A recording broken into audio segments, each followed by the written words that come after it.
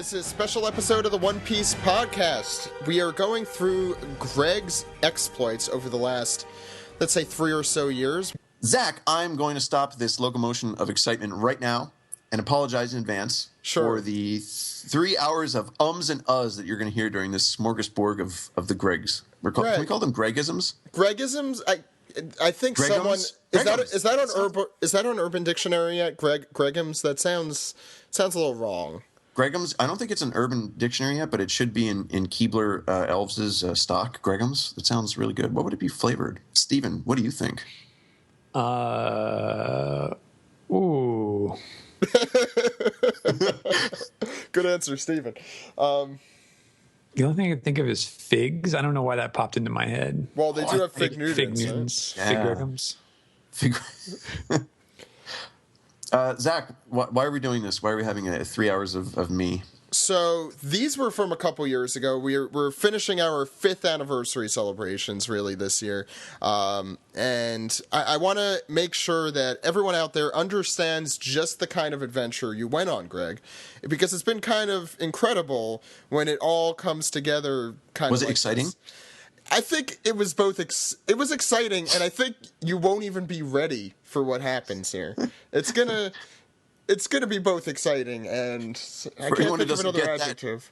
Anyone who doesn't get that, go and watch One Piece Podcast Goes to Japan at oppjapan.com. Yes, you really perfect holiday movie to see with your family. The sweltering Christmas fields of Japan. So why don't we just pause here for 5 minutes and let you watch that movie, which is 5 minutes long, right? No, but Greg, this is still a pretty incredible adventure you had here. It really is, isn't it? It's really weird. I go from being the One Piece superfan, and if you go through all this, do I even go into some of the lows that I had during the series? Yeah, I think we might hear that in the first. All right. It gets a little bit personal.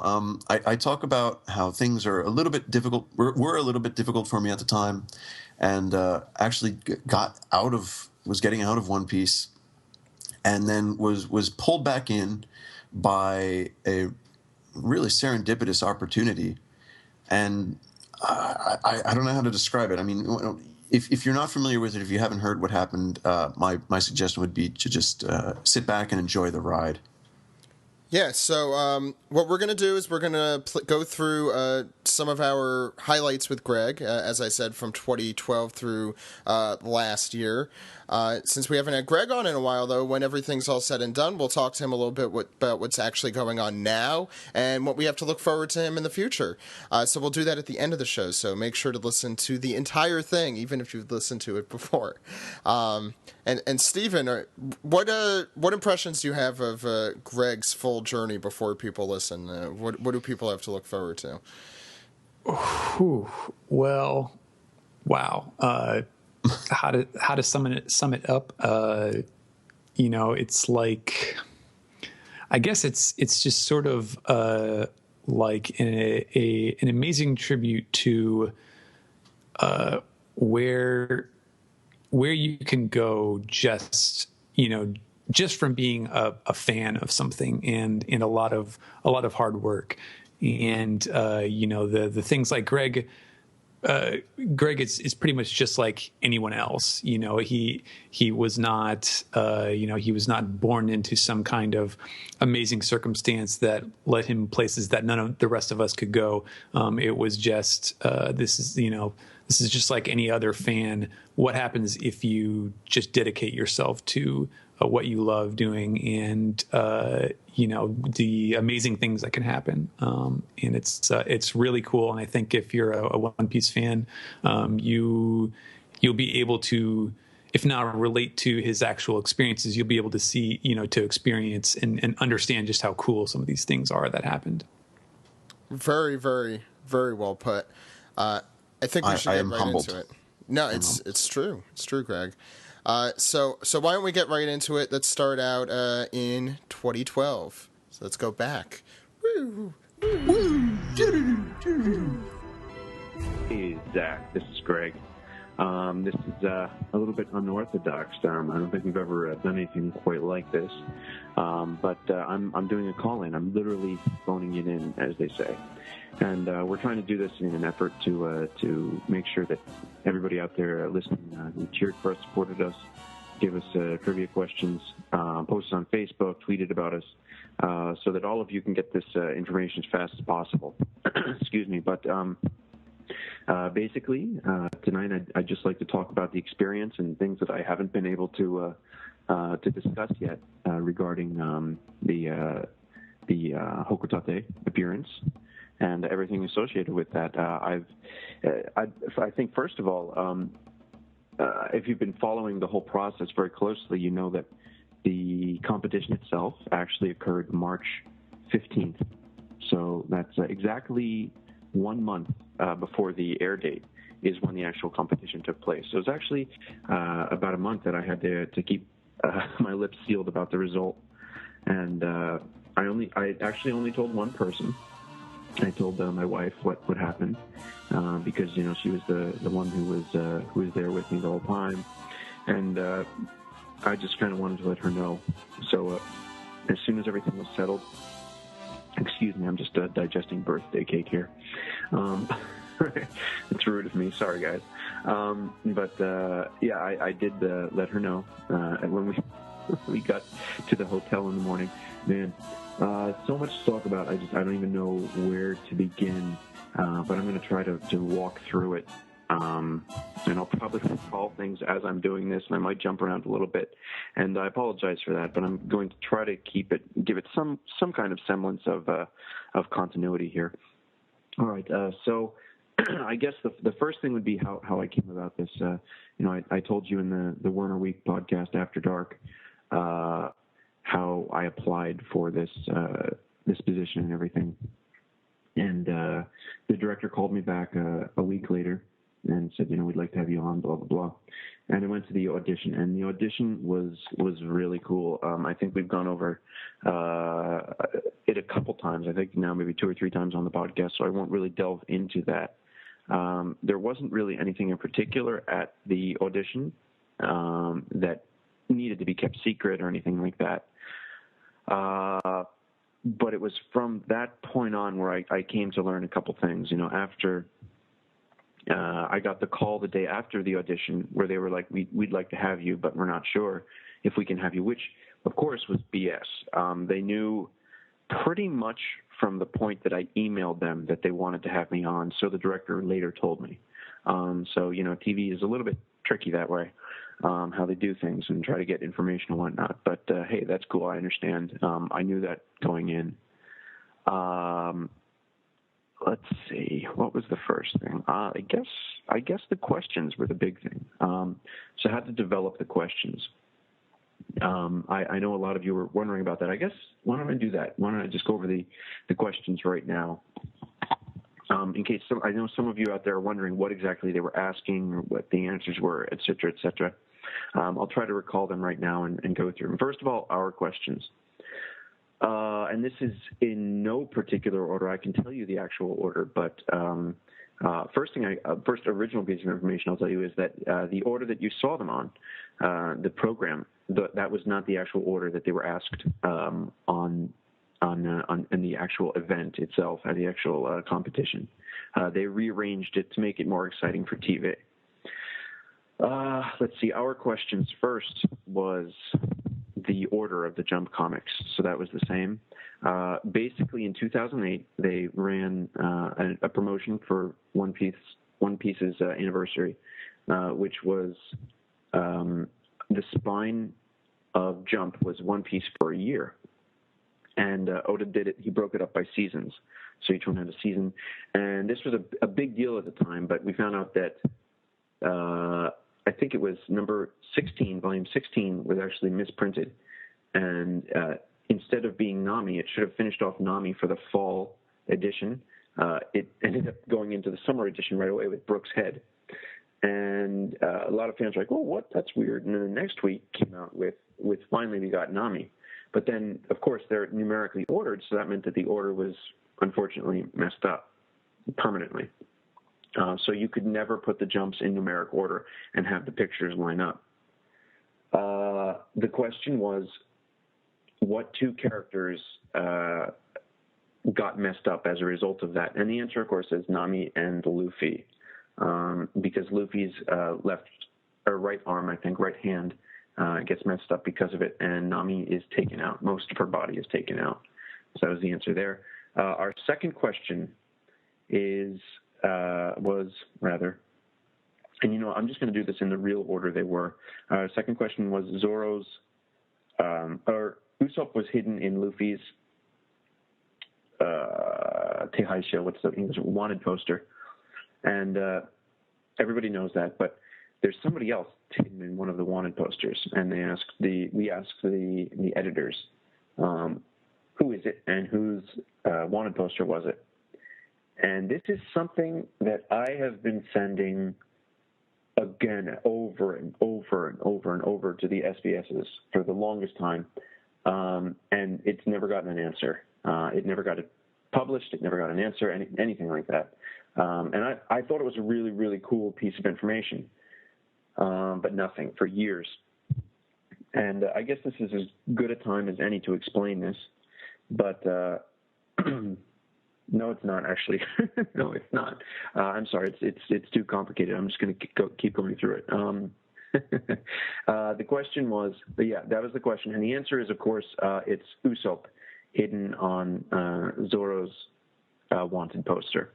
All right, so you can see him in the smoke on the bottom left-hand side, and it's him specifically when he's doing the impersonation of Crocodile. Third question we asked was, let's see, which one was it? It wasn't that one. It wasn't that one. It was the Ace question. This was a question from the young lady who participated in it, Shiho, and she's a figure hardcore fan. She has so many figures. If you watch the episode itself, it's online, not entirely legally, but it's online on a site for right now, and you can check it out. You can check our Facebook for those details.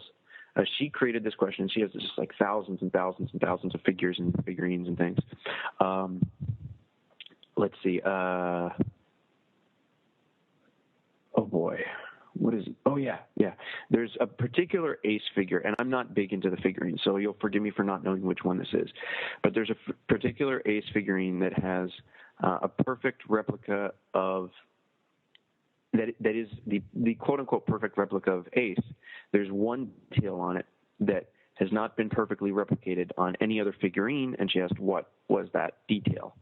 And she had the actual figure there, and the editors came over, they checked it out, they picked it up, looked around, and it was one fellow, Onishi, the editor Onishi is a little guy, small guy with glasses. I think he's currently working on Gintama. He's the one who actually figured out the answer to that one. And he didn't know it per se, but he reasoned it out, and that was really cool. I'll talk more about that later, but the answer was the bottom of his boots. The bottom of his boots is the answer.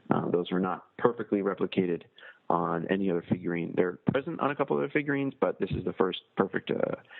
That was the first perfect replica of them. What is it now? Third question. What are we on now? No, fourth question was, and this is an interesting one. There's an interesting story behind this, but. What hidden character, and I forget exactly how they phrased it on the episode, but what hidden character of Oda's appeared on the island of Woman? What popular anime character, something like that, appeared on the island of Woman? And the answer is Anpanman. And that's another little detail that I've sent to Oda many times in the past and have had no response from him. The fifth and final question from our team was, so it was basically the image of the Shichibukai from the war, Marineford. And, that one where they're all kind of lined up really cool. there was one detail in that image that was off, a mistake of Oda's, and that particular detail was Moria's stitches. He has officially only two stitches on his forehead. In that particular scene, he had 3. And that was I love that question.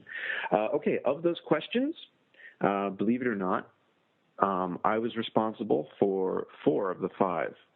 And I don't say I wanted to ask those questions. I'll explain more about this later, but I was responsible for 4 of those 5 questions. The other one for the Ace figurine came from the young lady, Shiho. All right, now for the editor's questions. Okay, again, not too sure about the order of this, but I'm sure you guys will work things out, figure it out if you saw it or see it from this point on. Question number 1 was, we were shown the cover of Color Walk 5, and we were asked to find what the mistake in that was. And we got up there and I started looking at things, and I immediately looked at very tiny details, and I started looking at the criminal shirts, and I was like, I wonder if the space on the, I'm not, excuse me, I'm not going through these yet, I'm just giving you the questions. All right, so yeah, the answer was Chopper's metal plate on his antler. Chopper's metal plate on his antler was on the wrong antler. It was on his right antler in the picture. It should be on his left antler. Question number 2 was, I believe, question number 2 was the height question. And if you see that was given to us as the final question in the TV show. It was the height question, and it was, please name all of the crew members in order from tallest to shortest. And they asked this because that information had just been released in Blue Deep, less than 2 weeks before that, about a week and a half before this show. So I don't think they thought we would have memorized that by then in that time frame. Let's see. The answer is, and let's see if I can pull this up. Brooke, Frankie, Robin, Zoro, Sanji, Usopp, Luffy, and Nami, and Chopper is not included. So that's the answer, and more about that later. Next was they showed us a page from the manga, I believe. It was a picture from the manga, and originally there was a difference in jump. I think that's the order it was in. I'm not entirely sure. I don't remember. I'd have to watch the program again. But either way, they showed us one or the other, and there was a mistake that was altered in the volume, and we were asked to figure out what that mistake was. The answer was, and I know I saw some of you asking about this on Facebook, it's a little bit difficult to tell on TV broadcast, but there was screen tone that was used for shading. Screen tone used for shading in Ace.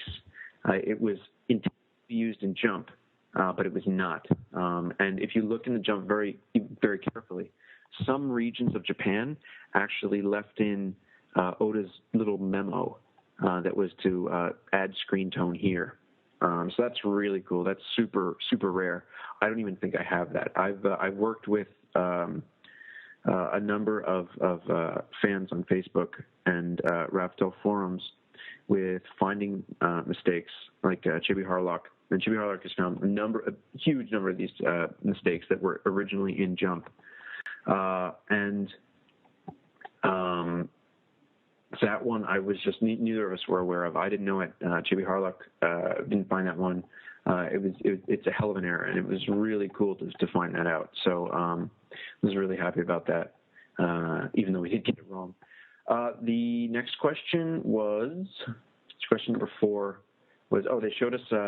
I think it was chapter 543, and they showed us the Jump image, and they said there's something wrong with this picture. What is it?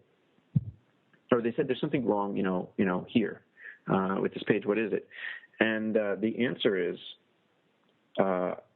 it's Sanji's page where he's running on Kamabaka Island, and it was printed originally as volume 12 of the series, of the short-term series that Oda writes on the cover pages, but it should not have been. It should have been volume 11. And there was a follow-up question, and the follow-up question was, and what else was wrong with the picture? And the answer is, this is super, super tough, and I'm going to enjoy talking about this later, but it was also the same thing. The number was written in Arabic numerals in Jump, and it should have been in kanji.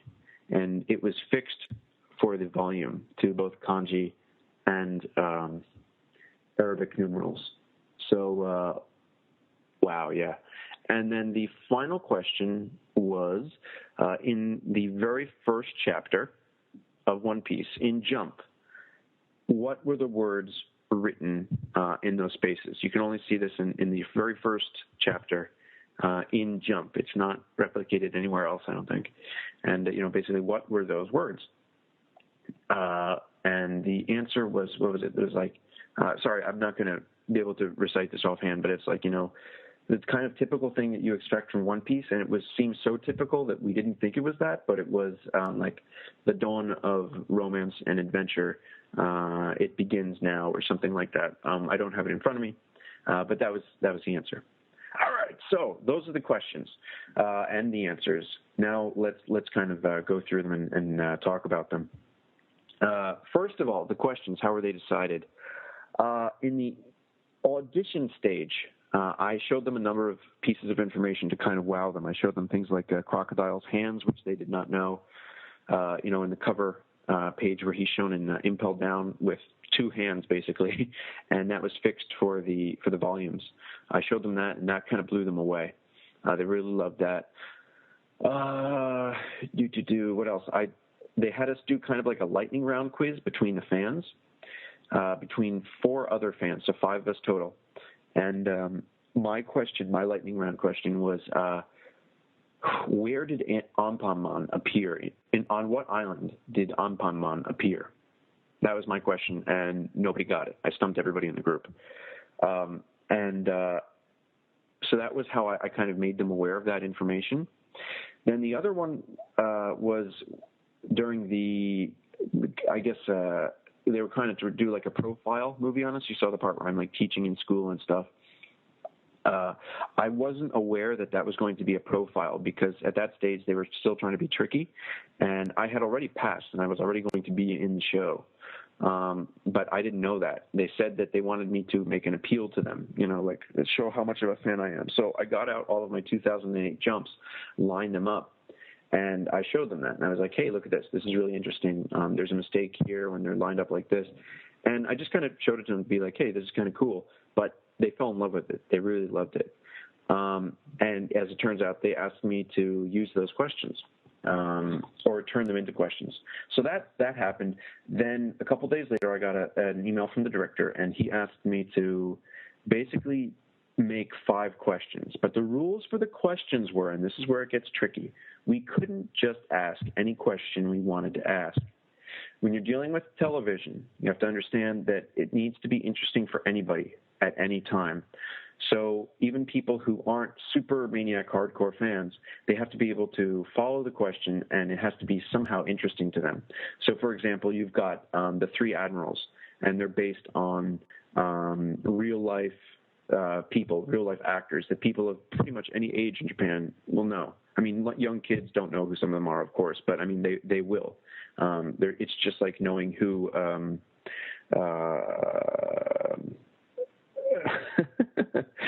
not Arnold Schwarzenegger, but what's his name?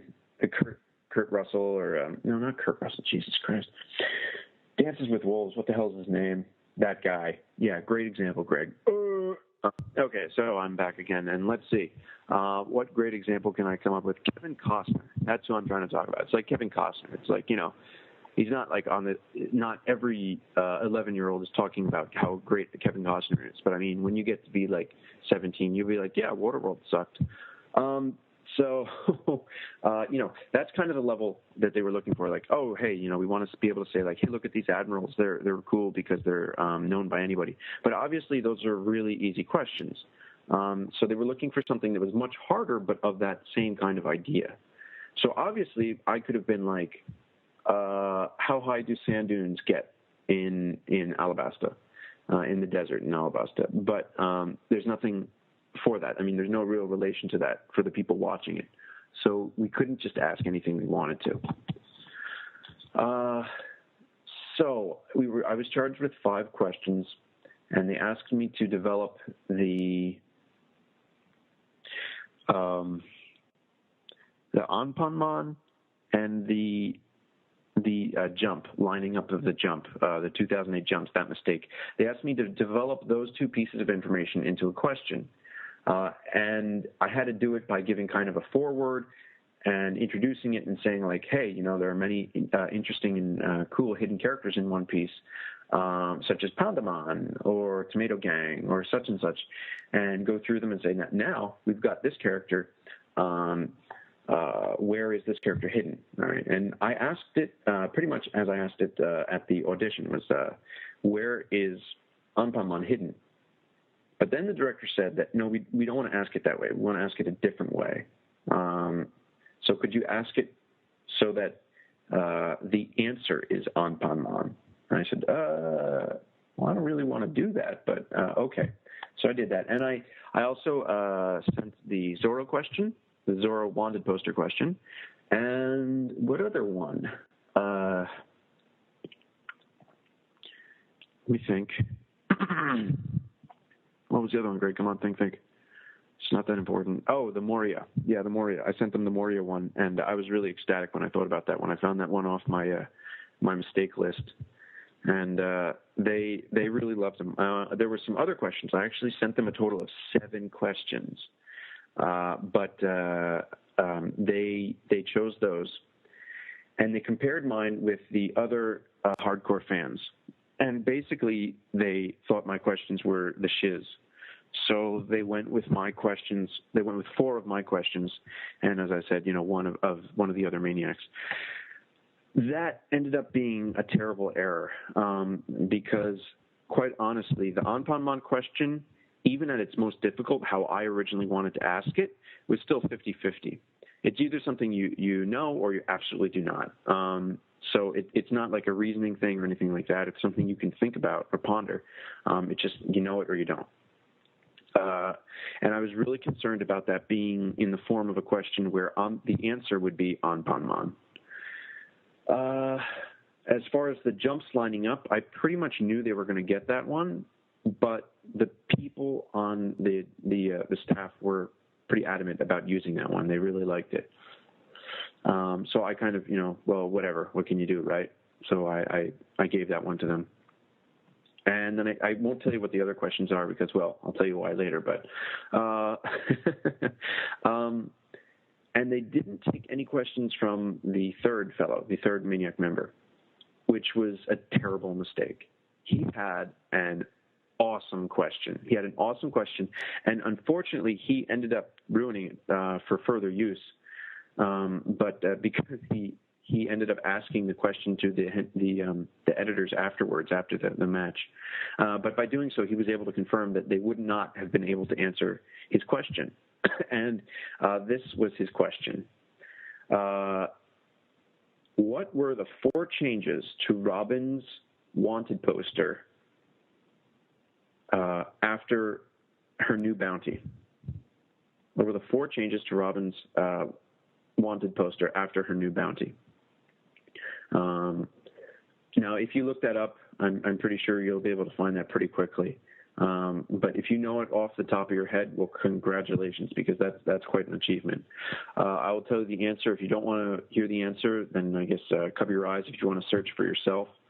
Cover your eyes, Greg. Come on. Cover your ears or skip over for the next few seconds, whatever you like. The answer is, drumroll please, thank you, drumroll man, a.k.a. my tongue. Number 1, her bounty changed, obviously. Number 2, her nickname changed. Number 3, the picture changed. And number 4, and this is the tricky one, she was changed. It was her status. I don't know how to the requirements for the bounty. I don't know if you noticed this or not, but when she was a child, or at least when it had her picture when she was a child, there was no dead or alive. There's no actual dead or alive written on her poster. That was only written when she was an adult. And probably the reasoning for that is because they wanted her alive to be used for translation. Either that, or Oda just felt it was a little bit too cruel to have dead on kill a child. It could be either reason, but he did have hers multiple times without the dead or alive on the poster. That I confirmed that myself. So very cool. We were trying to do some other things with the bounty posters too, but that didn't work out, unfortunately. Anyway, that was a really cool question. If we used that instead of the Anpanman question like I wanted to, then we would have won. Or at least we would have gone into overtime. So, yeah. And we had a hell of an overtime question. That's one I cooked up as well, and it's freaking hard. But I'm not using it. I'm not telling you, sorry. Let's see. Okay. So how I sent in all these questions, and that's how they were decided. Now, obviously, the staff can't go through them, all right? And the staff can't always, quote unquote, trust us, because let's face it, we're not Oda. So who do you think they went to confirm these questions with, huh? That's right. They went to Oda, all right? All of our questions that the staff approved of were sent to Oda, and he went through each of them. So all of these years, I've been trying to get Oda to answer my SBS questions and my letters and everything, trying to get an interview, and I did it. Oda answered the questions. That wasn't the staff. That wasn't just me. They weren't just trusting me. Oda went through the questions over a weekend, and he hand wrote on each of them, whether he approved or not. And he read through them, he approved them, and he confirmed that it was Usopp. He said, yes, that is Usopp. And he also, the director told me this, but on the on the Moria question, where it's Moria only has 2 stitches, whereas he has 3 there. They actually said that Oda wrote the Japanese equivalent of LOL on the question on my question. So I mean, already at that point, I mean, I was just so happy to know that Oda had finally answered my questions, and not only that, but they were going to be used on this huge program and be confirmed in front of the entire country. So hell with the SBS. I had my One Piece question answered in front of the entire nation of Japan. So that was the confirmation process, and that went through, and that was really cool. And then we had the actual recording. All right, so the recording happened on March 15th. Well, technically from March 15th to March 16th. I woke up early in the morning. Luckily, we were on school break. Woke up early in the morning, went to the airport. I never taken. Well, it's been let me put it this way. It's been over 10 years since I actually took an domestic flight in Japan. But the company was nice enough to pay for it. Fuji TV, or the production company was nice enough to pay for it, and flew me out to Tokyo, and then we had afternoon filming was done at the Modern Manga Museum, which you've actually seen me talk about. If you go back far enough on Facebook, you can see some posts about it and some pictures, which is where I go from time to time to do some research on One Piece, to read the author's comments in the back, to read the editor's comments in the back. Now, the thing about the program is they tried to present me as a mistake king. All right, so like somebody who knew every single mistake in the series. Let me put it this way. I know a hell of a lot of mistakes. I know I found over 1,500 by myself. So that's a lot. I mean, if you compare that to those are mistakes that the editors don't know about. All right. So, they want to talk about mistakes. Who knows more mistakes? Sorry, guys. I got you beat by just a few on that one. But what they tried to do is make me out to be a king of mistakes that were in Jump but corrected for the comic. That's not really entirely true. In fact, I think Chibi Harlock is much better at it than I am. But I don't know that many. There aren't that many I've found entirely by myself. And I don't have a lot of them memorized. So they tried to present me that way, but that's not really my expertise, which is unfortunate. But hey, that's TV, right? I mean, another example is that they've said that I go to Tokyo once a month to research the comic books. Sorry, folks, that's not true either. I don't have that kind of money, so that's impossible. What else? Let me think. Yeah, so I mean, that was we did the filming there. Then I met up with the other hardcore fans, and that was really cool. We got to meet each other. We did a lot of filming that wasn't actually used. We did a lot of filming that wasn't actually used. They cut a lot, but what can you say? We spent the day together. That's where we did a lot of the filming you see in the dark room. We did that. It wasn't actually a dark room. It was like a typical meeting room that they used a black cloth on and a spotlight. We got familiarized with the questions and how to present them and everything. And we looked over them. They looked fine. And by the time we knew it, it was already like 8:30 or something. And from 8:30, 8:30 p.m. And at 8:30 p.m., we had free time until about 11:30 p.m., which is when we actually went to Roppongi Hills Complex and the One Piece exhibition for the match. Now, the the match itself, if you're interested, actually started filming at 12:30 at night. So this was an entire full day. I was already, by the time we started the match, I had already been up over 12 hours, way over 12 hours, and it was just I don't know. I felt perfectly fine. Like I was perfectly aware and awake and everything. But it was it was physically tiring, but I was all there. It was fantastic. So we got to the tower. Apparently, SMAP had just been there. SMAP just left. SMAP was filming there for their TV show SMAP. And Oda was also there earlier in the evening to confirm some final things for the show, for the exhibition, which was opening on the 20th. So yeah. Filming was actually on March 15th, and filming was March 15th, and the exhibit opened on March 20th. So we were actually there way before anybody else was even allowed to be in. So that was so incredible. So we went up to like the 52nd floor. We got set. I got our luggage out. I got out my jump. You saw the jumps that they have there that they line up and to make for the one question. Those are all my jumps.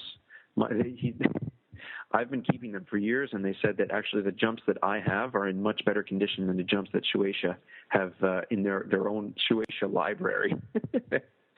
So I'm pretty proud about that. They wanted to use my jumps, and they did a lot of filming using my jumps. I put all 21.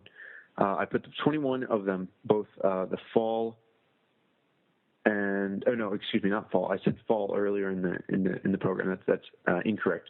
The spring and summer, both the spring and the summer. I brought all of them with me. That's 21. I had them loaded up in a suitcase. I guess they thought I was like, I don't know, trying to contraband jump or something like that. But at the airport, but that turned out fine. So we got all of them set. We got all ready and pumped up, and we were really excited. We got in, and we met them, and holy crap. These are people that I've been studying and reading about for years. I know all sorts of things about these people. Not like I'm stalking them, but I read their comments weekly. I haven't made them available online to any of you yet, and I apologize for that. But it's a lot. It's too much work for me. But I've been reading them for years. I know lots of intimate details about their life that they reveal in these comments. But like I know their favorite baseball teams, which one of them was kind enough to feed a stray cat on their way home from work, when their children were born, when they got married, their nicknames, all sorts of stuff. And I've been studying them for years to figure out more about the production of One Piece and how that comes to be. That's part of my fandom is, just you guys know this, but I love Oda interviews that reveal how he creates this series and how he does this world building. And knowing these people is a part of that. And there they were all lined up in front of us. And it was just, it was unbelievable. I mean, I said it in the recording, but I was like, I kind of made fun of Sanjay. I said, this is my all blue right here, right in front of me. And, everybody laughed.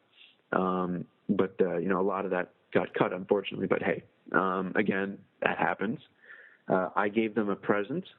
That's a souvenir, rather. That's kind of the custom in Japan. I was the only one of the hardcore fans to bring a souvenir, but I did that. I passed them that, and a lot of the people from Fukui were so happy about that. It's a common Fukui souvenir, so they were super psyched about that. And we bowed. Then we did business card exchange, and I made business cards specifically for this event, and I was so happy I did. None of the two others did not. But I did, and they were super cool about it. I have their business cards. I have all 6 of their business cards. It's amazing. Of course, I can't, do anything with them, but it's just, something really impressive, something cool, a nice souvenir, I guess, for me to keep from them.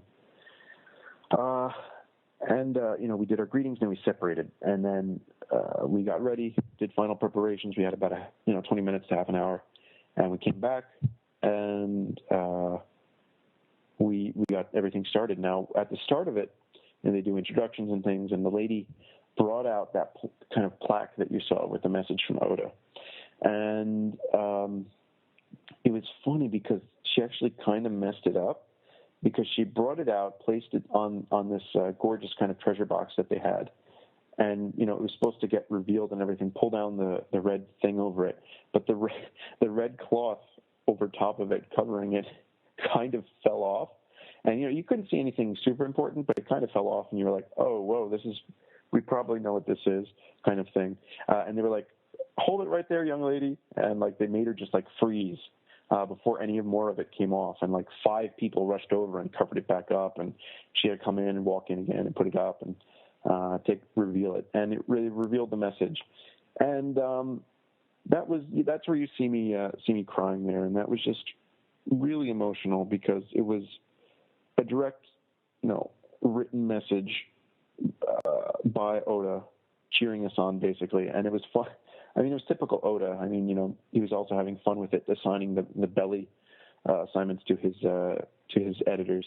Something interesting there. Someone I've talked about in the past is Habata. Habata was his editor during, I believe, part of Drum at least, and if not all of Drum. He was with Oda for quite some time, and Alabaster. He was with him for Alabaster, and he kind of headed out shortly thereafter. But the man is basically responsible for one of Oda's most well-known arcs. In many of his comments in Jump, he spent a lot of them talking about One Piece, which a lot of the editors do not do. And that's really big of him. That's really impressive. I was amazed by that. Because it's his little vanity space. It's his place. That's basically his spot to give shout outs to people, to talk about what he wants to. But time and again, he talked about One Piece and, check this out, watch this movie, do this, do that. And I just got a really nice vibe about the guy, that he really loved the series and he really loved his job. And if you look at that, his belly reflects that. He has the highest belly. He has 7 belly, I believe. Asada, who was the first, he had 6 belly. and then I think they kind of went down from there. Somebody was asking on Facebook, is that the years that they worked with him? No, it's not. It's not the years, because if you total up all the years, then One Piece has been going on for a really, really long time. I assume that part of it is a little bit of inside jokes, and also their time. They're sort of based on their time spent with Oda, but certainly not, because some of the earlier ones are much longer. And if you count, media editing as well, because Oda has two editors. He has a media editor and a manga editor. Some of them have been with him a significant amount of time. So yeah, we got that message, and that was really emotional. Just a little piece of trivia for you guys is that is not the actual message that Oda wrote. It's actually reverse black and white. They made a copy of it. By they, I mean the program staff. They made a copy of it and reversed the black and white so that it was easier to see for the audience. Otherwise, it might have been a little bit more difficult for the TV audience to recognize. I wasn't aware. I probably wouldn't have cried if I knew that at the time, which is, I guess, why they didn't tell us then. I only found out about that later. I thought that he actually wrote it that big himself in like a whiteout that night. But either way, to have those words from him of encouragement, for us in front of the nation was just, come on, if you've listened to Warner Week, then you know how much that means to me. So that's why I was really emotional there. So then we got into the actual battle, right? Okay, so here we go. I do have lots more things to talk about, but we're going to talk about the battle now. Question number 1, our side. The jump order. Totally fair question. They thought about it for some time. They deliberated, and they gave the answer, and it was the correct answer. Nami and Luffy, and they did a great job. They talked together about it. They were in a huddle. It was hilarious to see them huddle. They were like, every time a question was asked, they were like, huddle, and they all got in a huddle, and so that was really funny. They did a good job on that. Those jumps that you actually see there on the platform, those are my jumps. So yay for my jumps. Next question. All right, came from them. It was the chopper one. All right, so the three of us went over. We looked at it. As I started to explain earlier, I looked at the criminal T-shirt and tried to figure out what was wrong. I was like, I think it's the criminal T-shirt. But then I looked and I was like, wait, everybody's got criminal T-shirts and they're all pointing the right way. And they said it was only one mistake. So I was like, that's impossible. And just as I reasoned that, the lady Shiho was like, wait a minute, look at this. And she pointed to Chopper's metal plate, and I was like, that's it. And you can actually see my face right in the TV program. I'm like, just that's it right there. And I knew, and I was just like, boom. And later out, they pointed that the girl pointed out on me. I'd forgotten that I was wearing the damn Chopper hat at the time, and they were like, "There's the answer right there. It's on his right side, or excuse me, on his left side, not his right side." So that was really funny.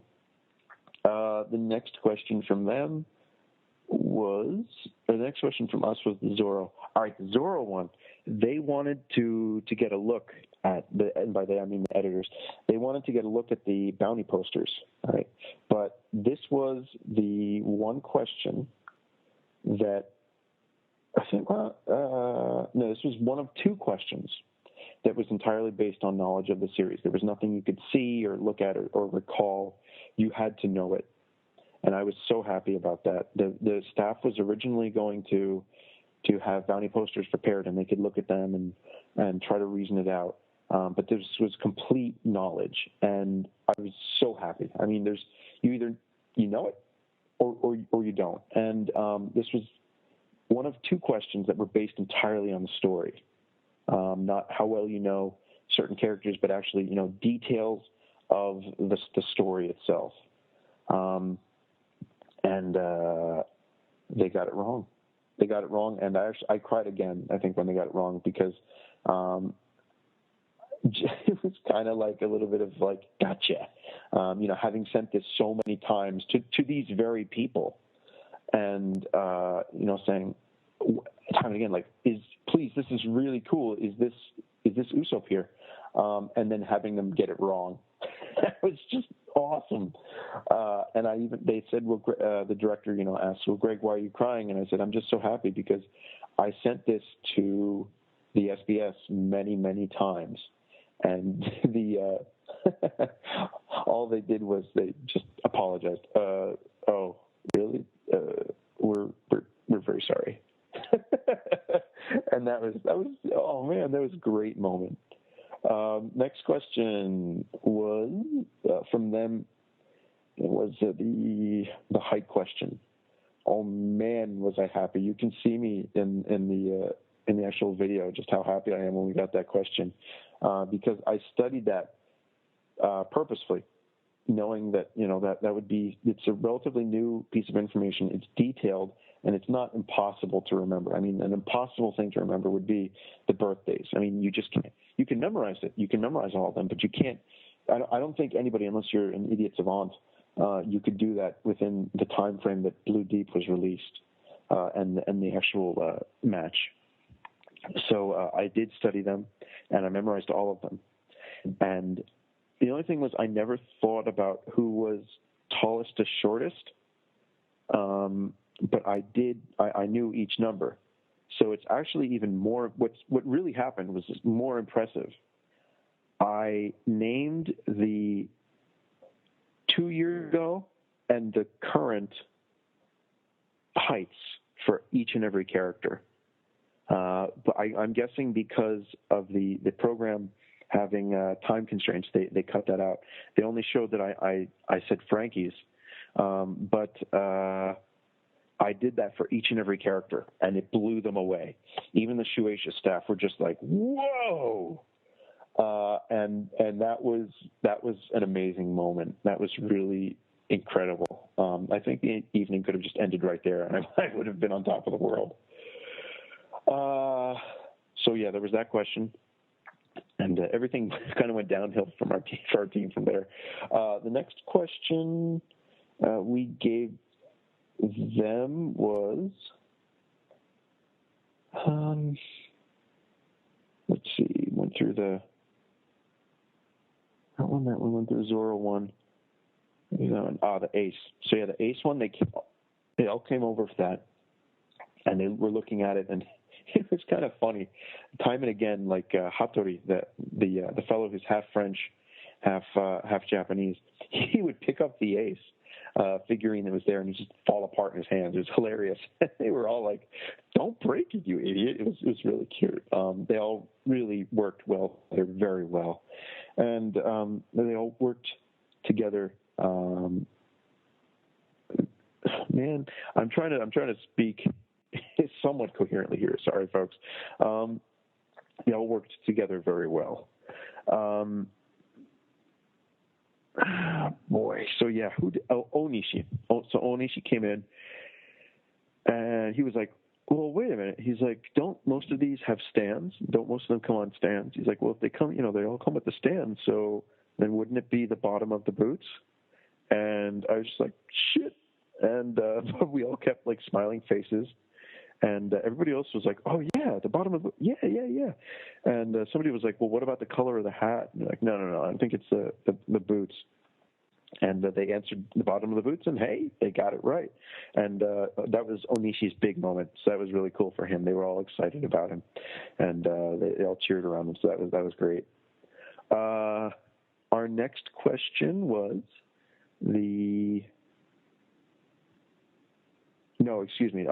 next question that we got from them was the Ace. So with the Ace question,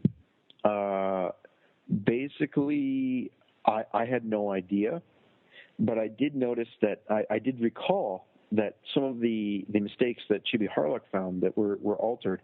One of them in particular was the fact that Ace had a tissue in his nose, and it was removed later. And I thought, "Ooh, well, you know what? I know that this is a different scene and this is a different scenario, but I wonder if maybe it's the same thing." So that's what we answered. And unfortunately, that was not the case. It was the screen tone. And that was really cool to know that there was that little detail, and with that screen tone note, that's how Oda makes screen tone notes. So that's again another little thing about the production of the series that's cool to know. I was just really happy about that, even though we got it wrong. Whatever, it was cool to know. Our next question was, let's see, question number 4 would have been the Anpanman question. All right, this, along with their decision to use this question, is what killed it all. This destroyed it, and this was a shame. Of course, I don't feel bad about it. I don't feel what's the word in English? Mortified by anything. But if this had gone just a little bit differently, then we would have tied or won possibly, considering another question as well. But so with Anpanman, when they asked this question at the actual match, it was presented differently. And I mentioned this before. It was presented differently than it was actually how it was actually asked. How I wanted to ask it. Not only that, remember, they wanted Anpanman to be the answer. I came up with a pretty good way to ask it, or a pretty good way to phrase it. On the Island of Woman, a popular anime hero appears as a hidden character. Who is it? But they didn't go with that. At the actual, that's how they asked it. That's similar to how they asked the question in the actual TV show, or how the announcer read it, I should say. At the actual match, the actual battle, it was read as this: who is the nationally known anime hero that Oda really likes that appeared in the Island of Woman? Now, I know there are. I don't know how well you guys know or what you guys consider anime heroes, but when you ask the question like that in Japanese, it pretty much narrows it down to only Anpanman. And of course, they have to know Oda. It's not, they asked us that Oda likes. They know him. They work with him. All right. So this is not technically that detail is only a hint to them. It's not part of their actual knowledge of the series. And it was basically just gigantic hint, question. And of course, they answered Anpanman. They answered almost instantly. They huddled, and they answered almost instantly Anpanman. And you could actually probably tell my face. I think I twitched when I heard the question asked that way at the battle. And I knew pretty much at that point with that loss there that we lost the match. Because I didn't think we were going to be able to get the final question. Only because they were going to ask something so outrageous, which they did. But I really felt that they dropped the ball on that one. A loss is a loss. I am totally happy with everything. But I think that would have turned out a little bit differently had they gone with some of my advice. Yeah, on a little bit burner note, we go to the next question. And the next question we got was the Sanji cover. All right, this was another one that was a shame, and I personally feel responsible for. They were a little bit tricky with this one as well. They asked us, what is the mistake on this page? And I thought about it very hard, and I reasoned it out. I said, we had this thing, and I went through each of the numbered cover stories, and I was like, all right. I was like, I remember almost instantly I knew that it was the number. And I was like, I remember this. Yeah, it was the number. The number's wrong. And almost instantly I was like, all right, okay, so let's count. And we went through them, and I was like, okay, 11. This should have been 11. And they're like, are you sure? Yeah. I'm pretty sure this should have been 11. Like, all right, so we answered, and we said that should have been number 11. And at that point, Kawashima, the editor Kawashima, said, and what else? And that was so bastard of them. I mean, really, it was like, wait, you said look for the one mistake, and we answered your damn question. It's like, wait, is it wrong? No, we got it right. But they wanted us to have another to answer what else was wrong, and we basically had to say, sorry, we don't know. And when they revealed that it was the number, that it should have been written in kanji, I remembered it. I knew the answer to that damn question. I remember reading it and saying, wait a minute, whoa, the next week, and saying, whoa, they changed to kanji. I was like, oh, that's cool. All right, that should have been kanji.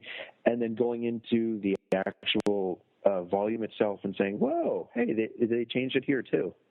I remember going through that, and God, that's if there's anything I regret about it, it's that I didn't know that. It was basically that combined with the Anpanman, just was like, whoa, where did this come from? That was incredibly bad luck, and it was a shame that I did not know that, and I could not recall that.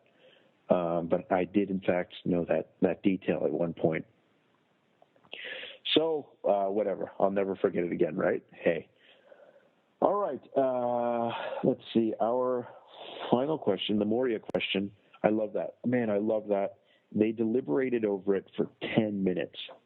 And it was, some of their comments were really cool, especially Hattori-san. He had, what did he say? He went through everything. He counted even the Kuja heads. The Kuja pirate flag, it was their symbol was on Hancock's dress, and he counted to make sure there were 9 heads of snakes because they're Kuja, 9 snakes. So he counted to make sure there were 9 heads. They counted all sorts of little details. Doflamingo's sunglasses, Mihawk, everything. It was amazing to hear them go through each. This detail is right. This detail is right. This detail is right. Kuma. Oh, does Kuma have his the bear paw prints? Yes, he does. Each time they skipped over Moria every time. And Hattori added something very interesting. He said, "There's no mistake here that would cause the readers to lose enjoyment." And that sounds well. So what, Greg? That's what Oda goes for. Obviously, if they're looking for those kind of mistakes, then that's what Oda wants them to be aware of, and that's what they look for every single time. And that was really cool that they pay attention to those details. Later on, I talked to the director about it, and he was like, "Well, what was your favorite part? Did you learn anything interesting?" And I was like, "Well, this when Hattori said that," and he said, "Are you serious?" He was like, "That's what I found most interesting as well." So yeah, really, really did enjoy that. So yeah, they got it wrong. And that was also very cool. Unfortunately, how it had worked out was that, let's see, I think I got the order of how I started out wrong, or I switched up somewhere in here, folks. Sorry if I forgot something. I'm not writing anything down. I'm just, excuse me as I yawn. That was actually the final question of the match. And at that point, we already knew that we had lost. It was just to ask the question. But that was, I mean, if you look at our faces, we might have been a little bit down during it. But that's the reason is because that was actually the final question, and we knew that we had lost by that point because we knew we got the first question right, we got the second question right, then we got 3, 4, and 5 wrong in a row. So we knew by that point that we had lost and they had won. Right, their final question. Their final question about the writing on the first chapter of One Piece, the first color spread. I don't want to sound bitter, and I'm sure. I mean, now that I've said that, like, it's impossible to take it any other way. But I think it was kind of a bullshit question, and the reason for that is because it has nothing to do with the story and has nothing to do with Oda. I don't think that can be considered a maniac question. as much as it can be considered an otaku question. That's a really crazy question. All right, now why doesn't it have anything to do with Oda? Oda didn't write that. Oda didn't write the phrase that was there. That was something that the editors wrote. That was something that Asada himself wrote. Asada's a cool guy. I talked to him, and he was really neat. But he said the reasoning behind it was because he wanted people to know what One Piece was all about.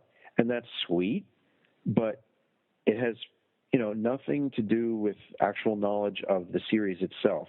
Whereas, the mistakes and things, be that as they may, there may be mistakes, but there's still knowledge about, something that happened or was changed in the series. This is just, oh, hey, by the way, I wrote this about the series. It wasn't written by Oda, by the way. But yeah, what did it say? And then, of course, it was this really complicated, like the breaking of romance on the and if it was something simple like we thought it was, then that would have been fine. I wouldn't have cared. But I mean, it's like, who remembers details like that have nothing to do with the main story and aren't written by Oda? Not only that question didn't meet the requirements of the director and the staff that we were asked to fit. We worked our butts off to make those questions and, make them, interesting, appeal to a wide audience, et cetera, et cetera. And then he got to ask this out of the blue question about like, oh, well, what did this say here? There's nothing interesting about it. You can't think about it or kind of ponder over it. And if you don't know the series, it doesn't make any difference to you. So I thought that was kind of a question that the staff probably just gave him. I mean, he was the first editor, and he's now very high up at Jump. So, I mean, I don't think they were in a position to say, this question kind of sucks. Sorry. And I think that one was, I don't want to say unfair, but I don't think it was the same caliber as ours were, and I certainly don't think it was a Maniac level question. So yeah, that's a run through of the questions and what happened. I mean, I still have so many things to talk about. I just can't think of them in particular at the moment. But that's the big thing. That's how it went down. After we finished, I got to shake hands with them, talk to them. I joked around with Kawashima. I mentioned him. I remember that your old nickname was Pooh-san. Pooh-san is what they call Mr. Winnie the Pooh in Japan. And I was like, can you do a Pooh-san impression? And he actually did a damn Winnie the Pooh impression. He was awesome. The guy was so cool, and we were just happy about that. Talked with a bunch of them. I talked with Isaka. Isaka, at one point during the match, even mentioned me by name. He was like, well, Greg does this and that and stuff. And I was just like, holy crap, here's this person that's talking about me. Unbelievable. And then we got taken into the exhibit, and that's where we went to the exhibit, and I talked about that on the episode Jagtor, I believe. So if you want to listen to all about the exhibit, go for it. But I'm not going to talk about that now. Anyway, I also got all of the signatures of all of the editors. That was also amazing.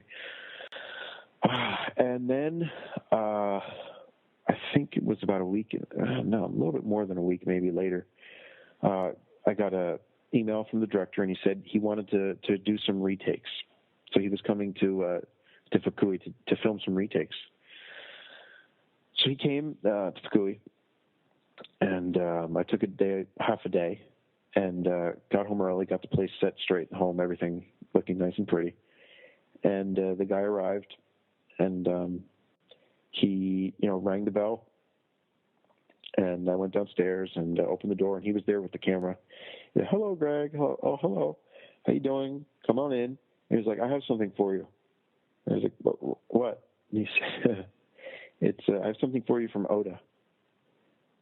And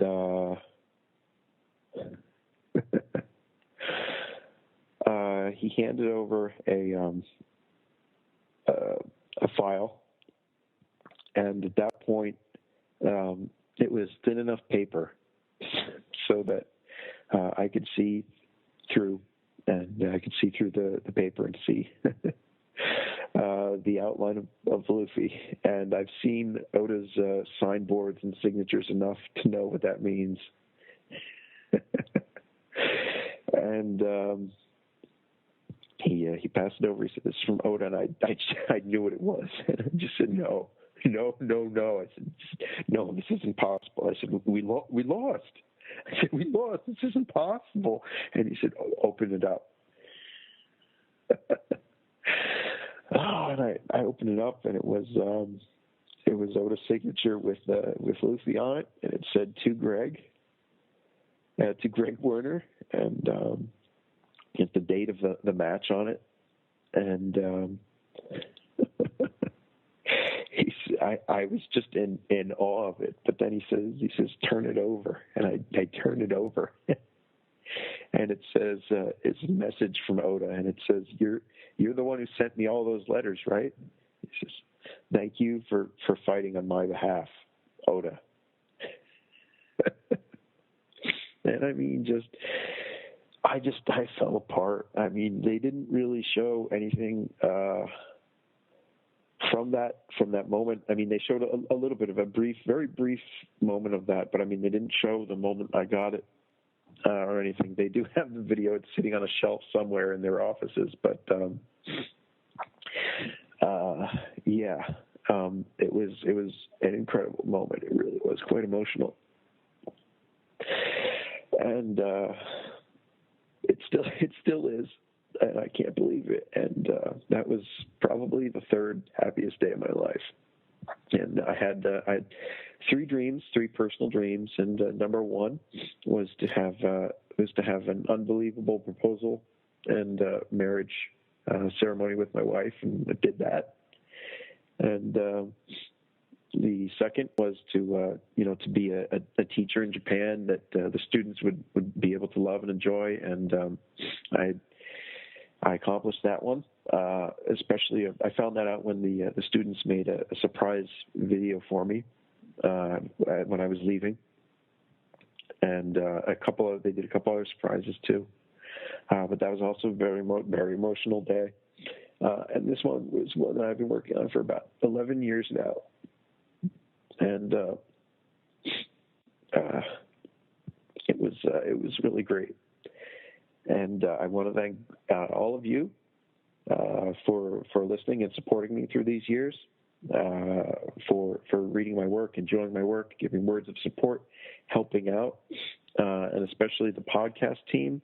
The podcast team has had to put up with a lot with me. I know, guys. I know I'm a weird guy, but I try. And honestly, I do have. I just try to be honest to myself. So sometimes I come off as very ornery and whatnot, but I really do enjoy working with each and every one of you, and I respect what you've done a lot. I don't even know if many of you listening are aware of this, but I don't want to speak for him, but I know one of the reasons that Stephen got big back into One Piece was through listening to the podcast. He had kind of drifted away from it at one point himself, and now here he is translating the series officially. So it's really incredible what the One Piece podcast and this team has been able to accomplish through a very short amount of time, and we can only do that because of you guys, the listeners and the fans. You give us the inspiration to keep on going. And I know that at this time, Zach is going through a lot of hard stuff, personal, private, whatever you want to say, but also with school and whatnot, and all good, wonderful things. Right? I mean, to sound negative, there's nothing horrible happening to Zach. He's not growing a mutant twin or anything like that, but just very busy. And we see some of that in the podcast. He's been very busy lately. And that's been a shame, but he's been going overtime to make sure things happen, and I just want to thank him for that as well. And I'm incredibly happy, and I want to thank all of you, because this is just, we quote unquote lost. We lost the match. I don't care. My real battle was getting on the program to begin with, and I did. I got to interview Oda. Oda commented on me. I made Oda laugh. Oda encouraged us. Oh my God, I'm in Shonen Jump. Oda talked about us in Jump, and I have Oda's signature, and I I'm just really happy. And if you guys are out there and you're thinking about, I know we got a lot of listeners in the age of late teens and early 20s, but if you're going for some dreams, don't give up, guys. I don't want to sound cliche or anything, but I mean, it takes time. It takes a lot of time and a whole lot of money. But dreams definitely do come true. So thank you guys for listening, and hopefully we can do this again. If you'd like to send comments to the program, because I don't want to say too much, but let's just say the TV show does like its revenge matches. So that's the first Hoko Tate, Greg. Now you started hinting at it. There is a revenge match, and I think we're going to get to listen to that. There was a revenge match. It happened that very same year, and I think you'll enjoy the results of this one. This time, we're going to be talking about his second appearance, and what led to this, Greg? What led to the revenge match? Oh, man, I didn't even think it was going to come to this point. I mean, I'd been searching for months. I spent all summer vacation in the National Diet Library of Japan, searching for all sorts of hidden things in One Piece, and I found tons, and I've been not teasing, but just trying to share the fact that, hey guys, I know I haven't been in contact, but I'm trying to work on some really big projects, and I haven't been able to go into too much detail, but there were all sorts of reasons for that, and the reason was because I had an inkling. A little birdie told me early on that there was probably going to be a One Piece trivia rematch on Hoko Tate, and I was studying for that the whole time. And pretty much the time came and went for when I thought we were going to have the actual rematch, or not have the actual rematch, but have the audition period. And I thought it was all done. I didn't think you were going to do it again. And then finally, they did call for an audition. I was like, whoa, oh my gosh, this is so late. And it happened an accelerated pace compared to what the previous kind of competition, I guess, layout. I don't know how to describe it. Format? Format. Sorry, I'm just trying to give as much information as possible in a short amount of time, and I'm short-circuiting. But what's new, right? Yeah. Same old Greg. Well, it's been a crazy week. I mean, sorry, and it's also like super late after a heck of a weekend, but so it was basically an accelerated format, considering when they ran commercials for it and the audition call and proper and everything, and I figured, wow, this is really strange. So I submitted. They didn't contact me directly, and I figured, oh, that's a little bit weird. So I submitted my stuff again. I said, hi, I was on last time. I'm sure you remember me. If you're interested in me again, I have some really cool stuff to share. I'm looking forward to possibly hearing from you. And I didn't hear from them for over 2 weeks. And the previous time, I heard back from them in a week and a half. And as soon as we hit the 2 weeks, I thought, that's it. It's done. I'm not going to be on again. And I was a little bit shocked and a little bit sad. And I think I shared some of that with you guys. But I mean, you figure that's Japanese television, whatever. And then one night I got the call, and it was incredible. I'm just like, yeah, woohoo! And from the previous Hoko Tate, I'd gotten to know several people in the kind of industry that are kind of tangentially associated with it, and I can't go into detail explaining exactly who they are and everything, but early on, one of them shared with me that, we've heard that you're pretty much, you've got your foot in the door for this. And I said, really? And they said, yeah, but don't tell anybody. So I said, oh, all right, okay. So I continued to study. And for the paper test, they of course they did have a paper test again this time, as you saw on the show. and studied for that for quite some time, for about 2 weeks. And Haruka, my wife, helped me out with that amazingly. She did tons of work, and just basically took care of the house while I sat on the couch and studied my ass off. And finally went in for the paper test and met one of the previous Manya. She was there, one of the female members. She was there, and also new acquaintances that I had met since then. And we went in, took the test. It was again a 50-question test. I did okay. I think if it was translated into English, there were some people who would have actually been able to do better than me. But I think I did quite well, considering the amount of other things that I knew and had memorized that nobody else knows. So there was that. It was in the last time they actually interviewed each and every person who took the test. This time they eliminated, and this is really hardcore, but they eliminated the people who had below a certain score after maybe I don't know, half an hour, 45 minutes after the test. So like people that came from around Japan were like sent home after the test, and that's rough. But there were 12 people left. I was one of the 12, and we were called in separately in three groups of 4. And we kind of had a group audition, and I gave them a PowerPoint presentation, and I pretty much blew them away. I think they were expecting cool stuff, but they never expected what I showed them.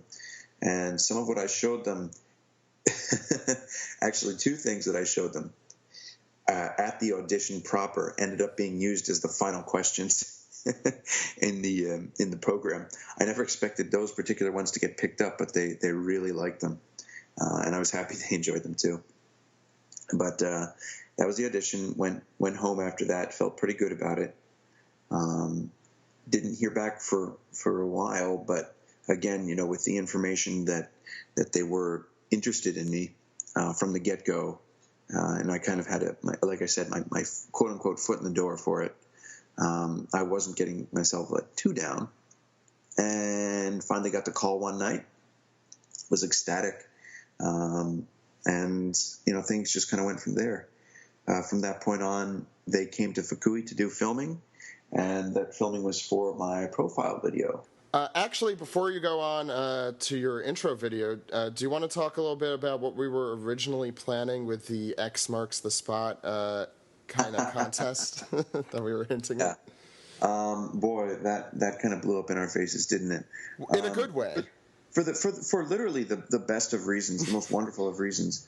But we had all the best intentions in the world. When I was under the impression that I wasn't going to be able to be on Hoko Tate again, I figured that all of this information that I'd garnered over the past months, I didn't want it to go to waste, and I didn't want to just like throw it out there like, oh yeah, I found these amazing pieces of information, blah, and just kind of puke them out.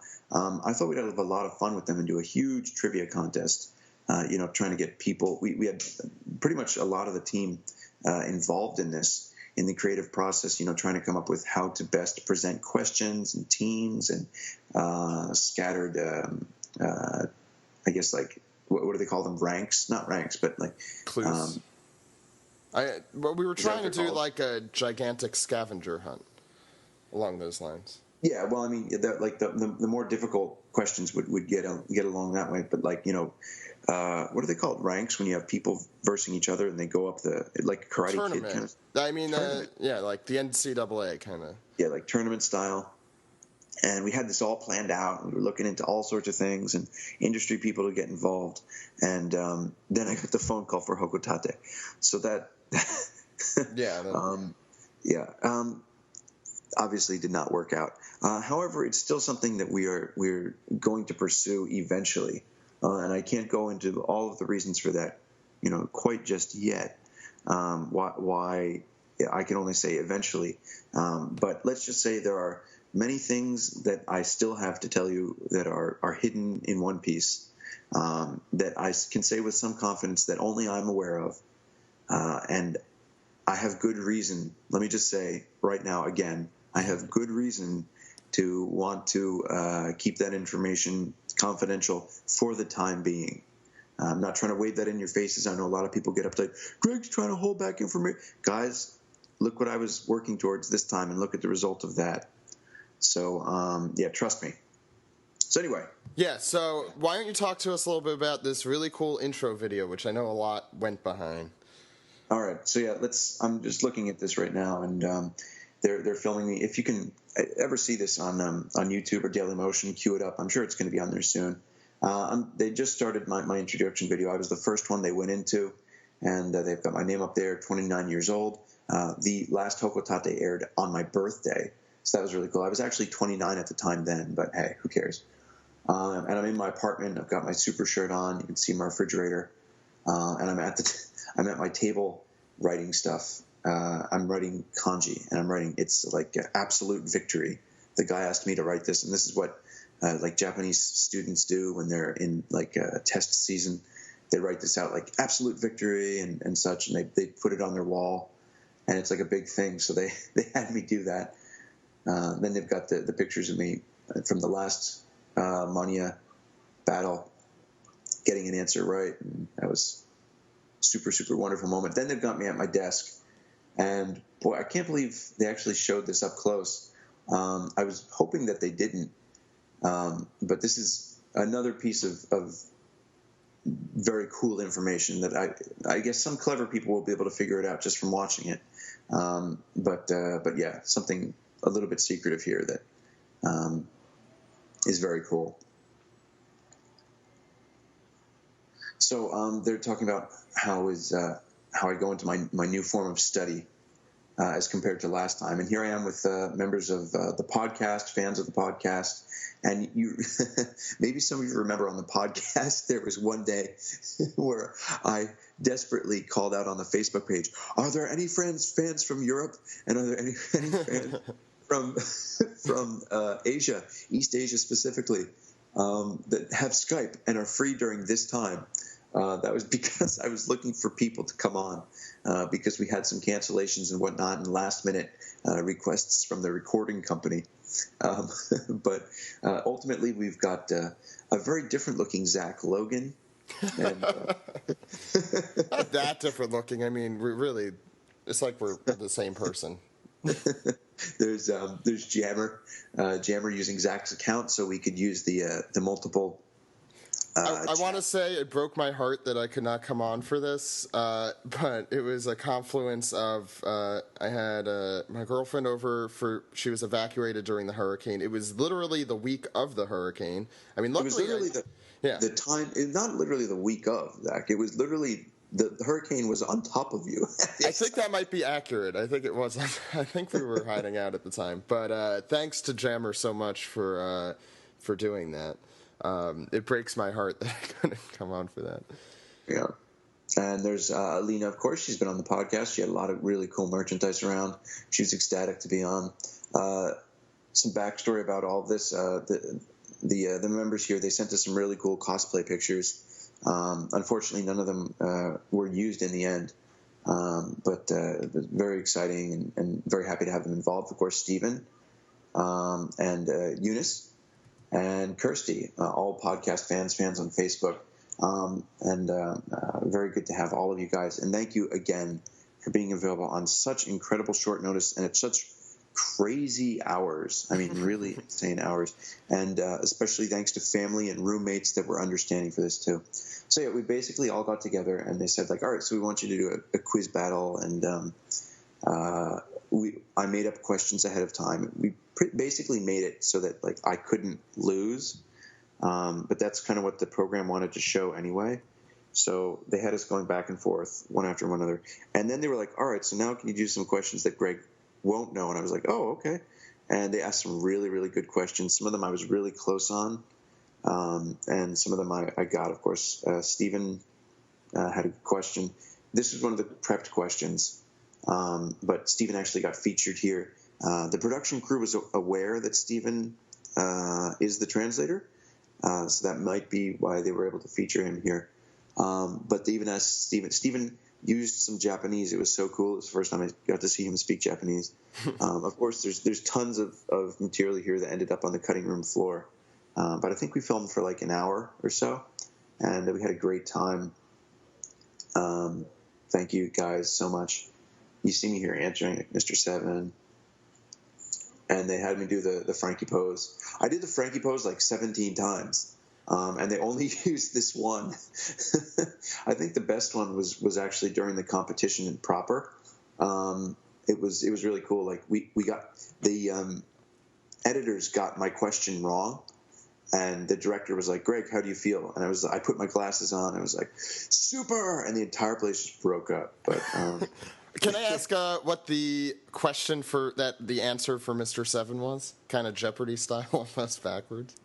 Yeah, what was that? What was the Baroque Works member that invited that invited Zorro to Baroque Works? Ah, okay. And it was the former Mr. Seven. Right.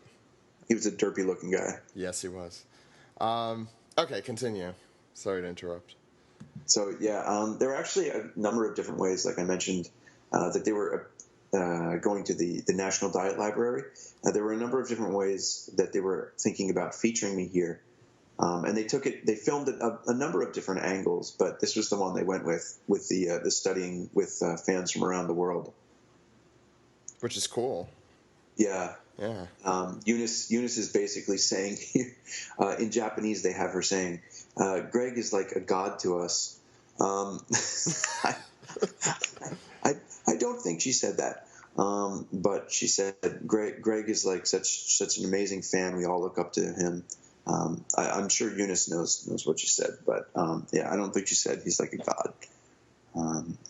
Makes me feel like Ghostbusters or something. It's weird. For One Piece. Yeah. Of course, there was a lot of stuff that they weren't able to show. They showed me at school. You, Zach, of course, they even filmed you. Yeah. You were on here. That's a little secret. Zach helped me out with my class, and that was a lot of fun. I don't know if it was fun for Zach, but he was. No, I really got a kick out of it. I wish I answered the questions better. Like I was kind of out of it when I was answering it, but that was a lot of fun and really funny to be able to do that. Saved my ass last minute there. I couldn't get through to my parents because of the hurricane, but Zach came through, and on Skype I used my cell phone to use Skype, and I have a live real-time conference with people, friends, and family back in the States, and we're talking about time differences and stuff, and they were there for that. They filmed it, and this was on Halloween. It was on October 31st. So you see me here. I'm in like a Halloween getup. And the kids are cute there and everything. They're telling me like you gotta win, and like and if you win, then or if you don't win, then you can't give us homework. And like that's bullcrap because I have no say over whether these kids have homework or not. But like the director was like, say it, and or could you say something like that? And they're like, yeah. And of course, in front of a camera, the kids will just say anything, literally. So it's amazing the power of a television camera. Yep. Also, one of the kids you see in the background there, they even had him doing a One Piece trivia contest with me because it's cute. He comes up to me after classes and he'll be like, well, who said this, or who ate this fruit or something?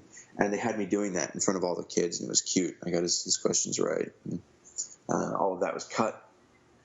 It's a shame. It's really a sin, but whatever. Well, they did as much as they could, I guess, in a minute and a half.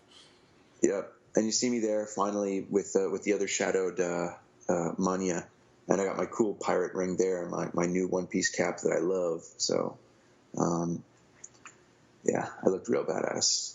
It's a nice cap. I like that cap. I can kick some ass as a one man in my mind.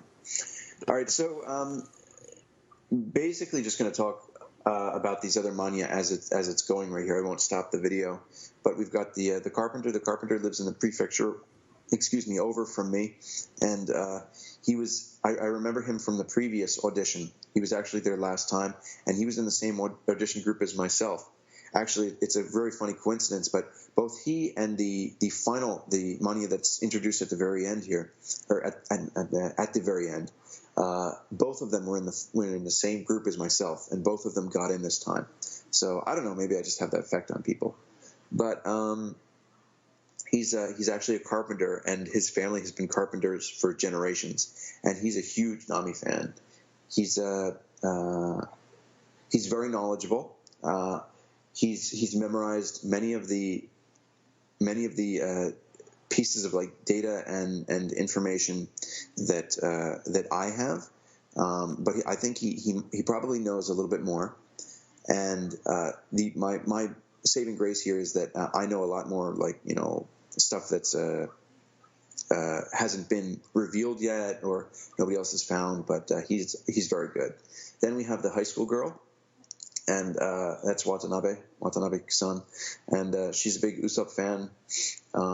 She's very quiet, but she's a lot of fun. She's a cosplayer. She was I guess one of the most subdued among us, but she's a very, very dedicated fan, and it was fun to work with her. Then we've got the elementary school student, and I'll stop it for him for just a moment, because this kid, this isn't television magic or anything. This kid really knows his shit, and they didn't put him on there to get ratings, and they didn't put him on here because kids sell. I mean, of course, yeah, that helps, but if there was reason to complain about this, I would be the first person to cry wolf on it and be like, this is, or not cry wolf. I would be the first person, to call bullshit on it, because I hate that. I hate when companies do that. But this kid is the real deal. He knows his stuff. He's incredibly knowledgeable. He's listed as the 6th highest score in the test, and what was it? We were sitting down to dinner about halfway through the first day of filming, and I sat at the same table as him, and he's in 5th grade, and the textbooks in Japan are pretty much uniform no matter where you go. They all more or less have the same text, and they're pretty much on the same page at the same time. So even though he's from all the way across the country, I was like, so what are you working on? And excuse me, that's my phone. And I was like, so what are you working on in your English classes? And he's like, oh, we're on lesson 6. I'm like, oh, lesson 6. I was like, alphabet. And he's like, yeah. And I was like, hey, listen to this. This is really cool. I can say the entire alphabet backwards from Z to A in under 3 seconds. And he was like, no way. And this is the kind of shtick I use in my classes. And I was like, yeah. And I was like, ZOXWVG, SRKV, LKGF, EDCBA. And he was like, whoa. And I was like, yeah. And I was like, like the kids I teach, oh, we couldn't do that. But he was like, And he just sat there and he thought. And it took him about 3 or 4 minutes, but he did it. He walked through it, and he got through the entire alphabet backwards in his head without writing anything down. This is a Japanese 5th grader. So this kid is incredibly bright, and he really knows his stuff. I was very impressed. Wow. I wish him all the luck in the world. And he also had a twin brother who I bet is jealous as sin right now. Well, I mean, he could walk down the street and say he's his brother, and no one would know. I guess. Yeah, exactly. Yeah. So he really loves Chopper. That's no TV BS. He really loves Chopper. And the reason, if you couldn't guess, the reason I didn't wear the Chopper hat this time was so that the little kid could wear Chopper. So Fuga got to wear the Chopper hat this time. Yeah, good for him. As long as you have some sort of headwear, I think that's what's important. Right? Yes. And I did, and I had some sort of headwear in, I think, like every scene. I either had the cap, I had a Halloween hat, I had my regular hat on backwards, or my sunglasses. Yeah. So, that wow. Counts. That counts. And then we've got the 5th, and I felt sorry for this guy. He's very knowledgeable, and he's a huge Sanji fan. And he really didn't have like a particular moment to shine. But he's a really cool guy. He was the most, I guess, he looks more like otaku or like manya, but he's really he's a real cool dude. Like the more we got to know him, like the more he would let go, and we had a lot of fun with him. I hope to hang out with him again sometime. So he's a big Sanji fan. He knew, like, I think of all the characters, the main characters, the hardest to remember are Sanjis, because they're a pain in the ass, especially because I try to remember them in Japanese, which means they're 2 languages separated for me. It means it's French Japanese, which I have to, kind of wrap my head around. And he actually there's a level to Sanji's techniques, to how they work up and what they work up to a certain degree. And I think he's like memorized all of the techniques up and like in order up until mutton shot. And it's incredible, like how detailed these Sanji fans go. I'm pitiful with techniques, but they really know them quite well.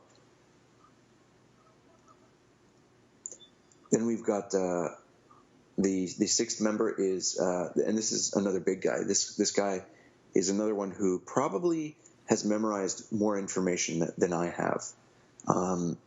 I'm one of those people who I know where the information is, and I can go look for it if I don't know it immediately. But he really does have a hell of a lot of it in his head already. And his name is Mr. Kaneki. He's from Nagasaki. And he's before this aired, he had like 10,300 followers on Twitter, which is amazing.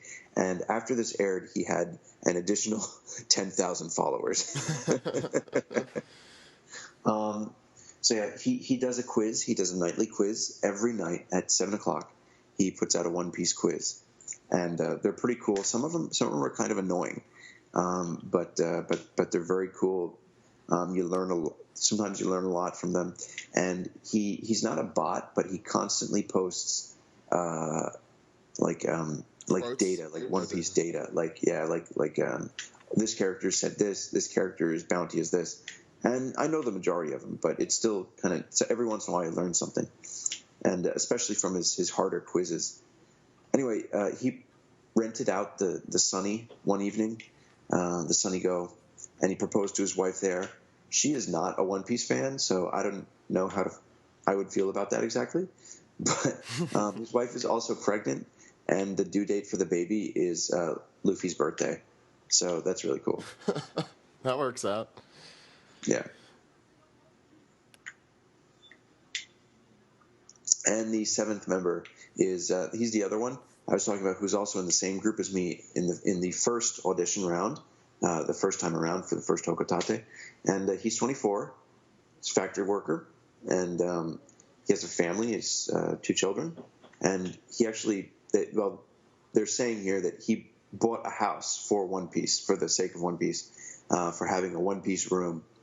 And it's a 35-year loan. And he has a One Piece room in the house that's filled with toys and all sorts of things, One Piece. I hope to have one of those one day. We'll see what happens. And I think he's just got like a shit ton of Portrait of Pirates and stuff. And all of these people had way more scenes filmed. It's a shame they didn't get to show them, but yeah, that was the introduction. All right, so I'm going to be watching this, and I suppose you can watch along on YouTube. I'm not going to sync it up per se, but I'll describe that we're basically in the part where the editors are standing in the Odaiba Mall in front of Sunny, and here we are. We're walking outside. We're walking towards the center. Now this is a little bit of inside TV magic. This outside part where we're walking together, that was actually recorded after the match proper. The match proper was started about 7:30 a.m. and this is after that. We're outside filming now, so all of us are trying to contain our excitement. It's incredible. I like the daytime versus the nighttime look for it for some reason. Yeah, right. I think it's more fitting for whatever reason. The night was cool though. You got to admit, at the top of that building with the lights and stuff down. You see it, man. So you see them waiting inside there for us. And the Shueisha crew in the background are freaking awesome. I mean, they just look ridiculous. You've got the one guy with the yellow hair that's like sticking out on both sides. It looks so silly. And then here we are walking in. We got up early in the morning, got out of the hotel. The location bus, as they call them here, the Loke bus, took us to in front of Fuji Television Station. By the way, I met members of SMAP during the first day of filming. I haven't talked about any of the first day of filming, but I met 2 members of SMAP. It was insane. Which we talked about. We talked about SMAP, I think, a year ago on the podcast. Which I'll put a link to that as well if you want to know more about SMAP. Yeah, what the hell? I don't know, like how this happened or whatnot, but there were two of them just walking down the hallway, and it was just like all of us were together in a row, and we're just like, hello, and they were like, hello. That is like, thrilling. This is so surreal. It's just like, oh, there's the SMAP people. Yeah, it was. If you're a huge SMAP fan and you're squeeing right now, it was Goro and Katori Shingo. So that's who we met. Neither of them are the One Piece fan. That's Kimitaku. So anyway, so yeah, we woke up. They took us to the front of Fuji Television Station. We got into the mall. I've been in this mall a ton of times, so it was weird and surreal to be in here before off like working hours and stuff and see everything like closed up. It was totally weird, but yeah, we got in. They brought us to the set. All the people on the set were like, "Greg, no pressure, but this is the very first time that we've done a rematch for the Mania versus Pro series." And I was like, "Oh, thanks, guys." And they're like, "Oh yeah, no worries." And also, that means that you're the second person, or you're the first person ever to be featured twice on this segment.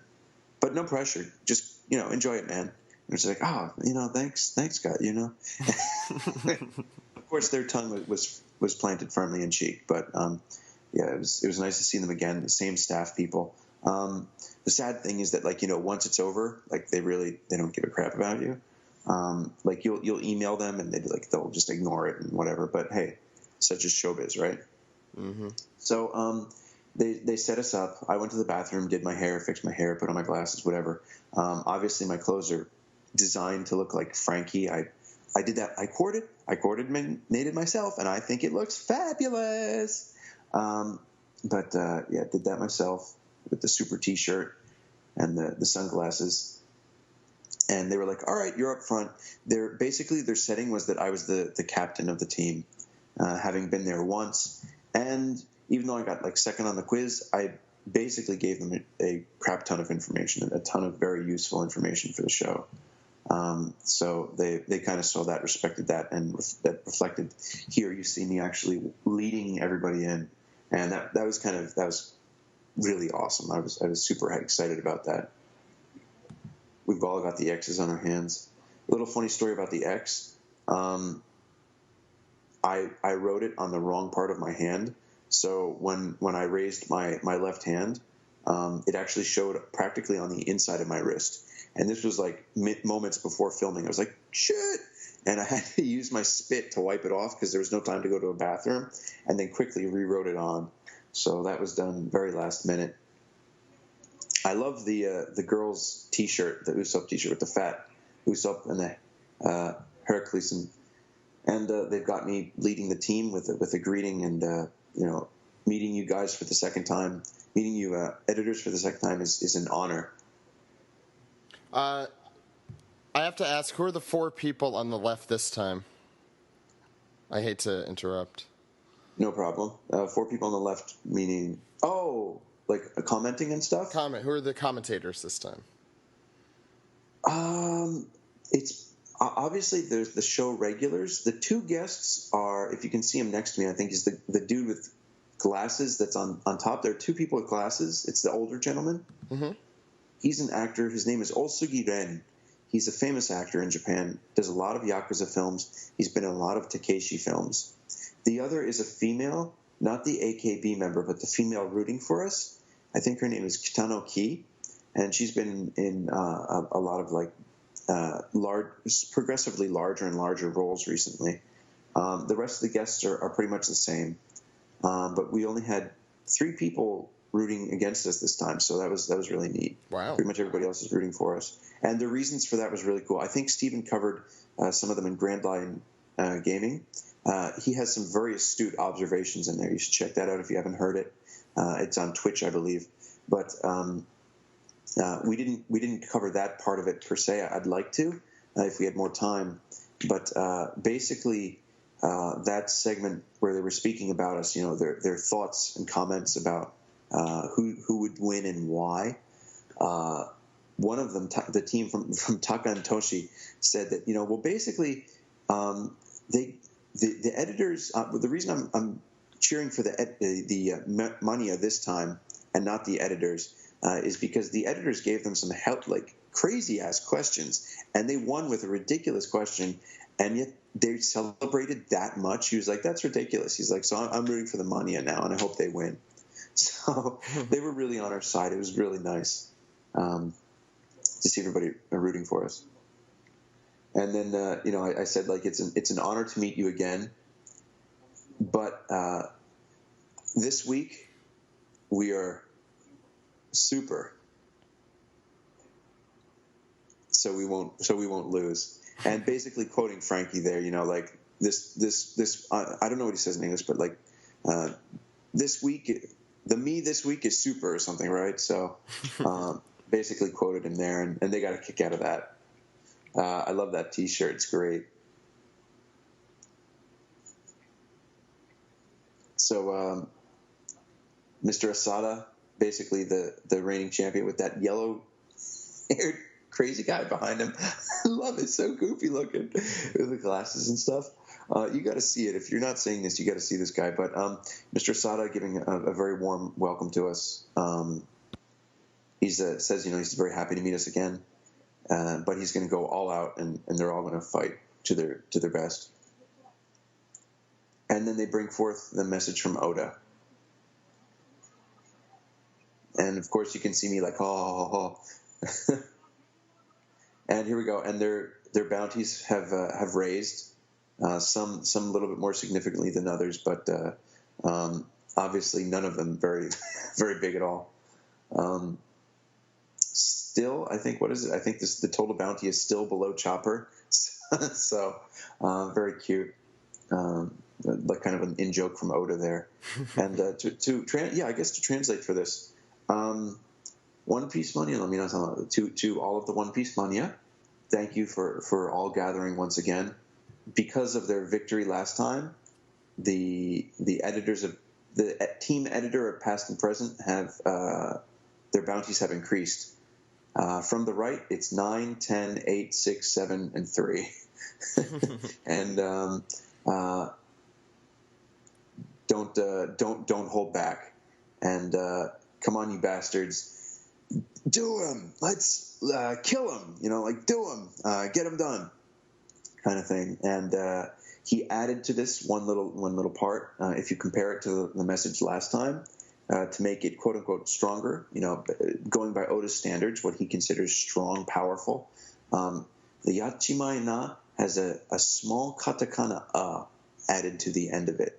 So that's the addition here to make it more powerful, and very appreciative of that from Oda. I didn't cry this time, mostly because I've been through it once, and of course it was very emotional. But I think I would have been more closer to tears if he wrote our names there or something. But yeah, I of course was incredibly happy to get that message. I'm not trying to downplay that at all. And I finish it off there by saying we'll do our best, and we shake hands. And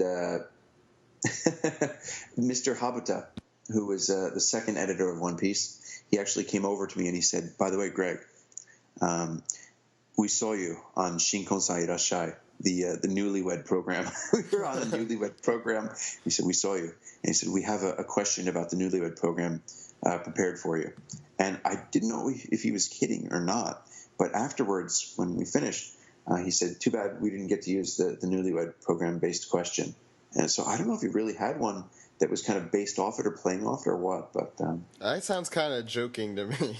But well, I don't know, because he at first I thought he was joking because he was smiling, but then when he said it again, he said, "It's a shame we didn't get to use it," and he was dead serious. So I was like, "What? Okay." So yeah, we go into the match, and the first question was from me. I introduced it in the video segment, and it was actually a question from me.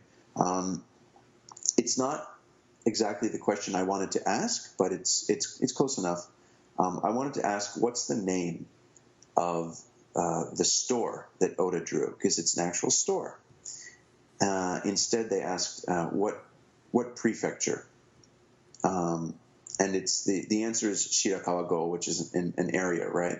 It's an area in Gifu Prefecture, and well, it's a specific type of building, and that's a pretty easy question. The Shirakawa-go is well known throughout Japan, so we basically gave them that one. But the original question was much more difficult. It was the name of the store, which is Ochiudo, and it means the fallen person. And I believe it's a cafe. And at the store proper, they actually have this tobira-e, they call them the color spread in Japanese, is actually hanging up in the store. And this question is thanks to a teacher who saw me on Hoko Tate and came to me with this information after the first time. They said, I went on a trip to this place and I saw they had a One Piece thing here, and I asked them about it, and they said, well, Oda actually based his color spread on this location. So I mean, that really, Zach, in a nutshell, that's One Piece right there for you. Just connecting people from different walks of life in ways you just didn't expect. I love that. Just definitely incredible. Yeah. So, we gave them this question, and they deliberated on it, but they got it very quickly. And Mr. Hattori answered that question correctly. That's the only one I recognize. Hattori? Yeah. Yeah. It's the only one I know immediately who that is. Yeah. So the next question, I think. Yeah. Sorry, man. No, it's okay.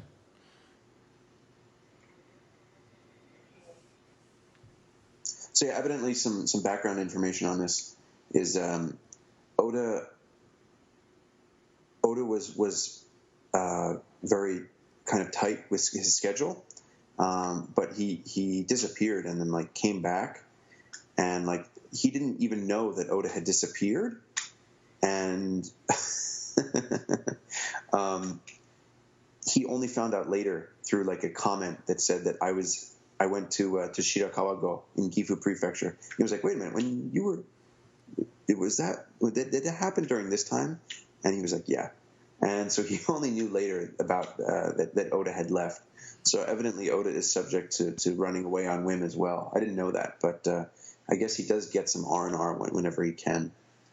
So kind of cute to see his exploits and mischievousness. Man, just seeing these guys talk or hearing these guys talk and just seeing them be there is educational. It's incredible. Just everything that comes out of their mouth is something new and different that we didn't know. So the next question being about Baratie. Baratie, is Shanji's ship. And the question was, what was the model of Baratie? And the answer being Barate. Not Baratie, but Barate. And that was actually a steakhouse where Oda worked as when he was a high school student. So very cool. I think you can also find Barate in Wanted. I believe it's also a hidden store in Wanted. His original award-winning serial work, serial work, one-shot comic book. So that left us tied 1-1 after the first question, and we gave the editors their second question. Now, they presented this as the kid presenting the question. No, he did not come up with this question, but they had him ask it because it had to do with Chopper. I think Jason asked, well, why did they have him present it, if he was Chopper? No, who cares? It's for fun. And, of course, they were going to give him an opportunity, so that's totally fine. This is another easy one if you're a big fan of One Piece and you obviously follow the podcast and especially my website and stuff. It's the crew, Mugiwara, the Straw Hat crew appears on the back of volumes of One Piece, and they appear on the back of 4 volumes. On one of those volumes, only one character appears. Who is that character? And the answer is, of course, Chopper. I think many people know that. It's on volume 17. There's a little tiny chopper in the back.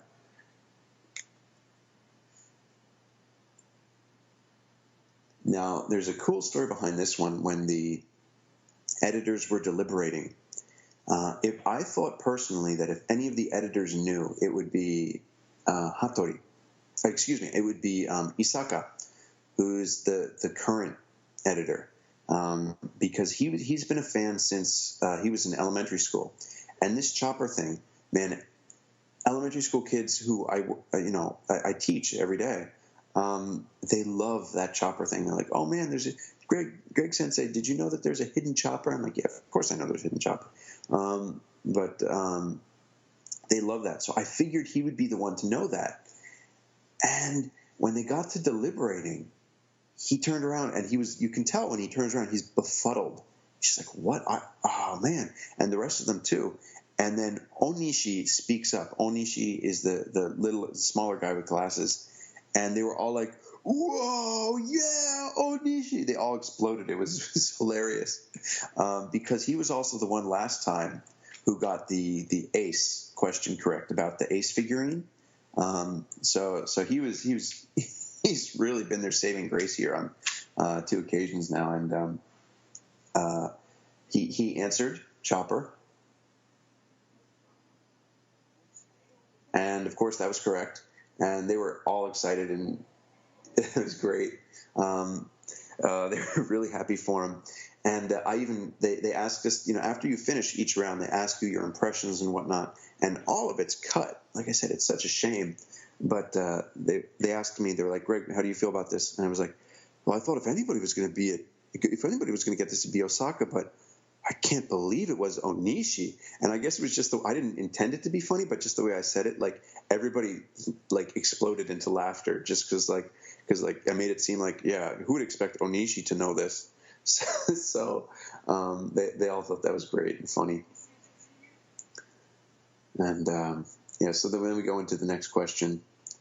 And this was, I don't know, since it being so recent, I guess it's fair game, but it really doesn't have that much to do with One Piece whatsoever. But the question was, what is the name of the product that Oda drew a picture of Sugawara Bunta for? Sugawara Bunta being the inspiration for Red Akainu Kuzan, Akainu Sakazuki, and or no longer Akainu, I guess. Well, technically in nickname, but yeah.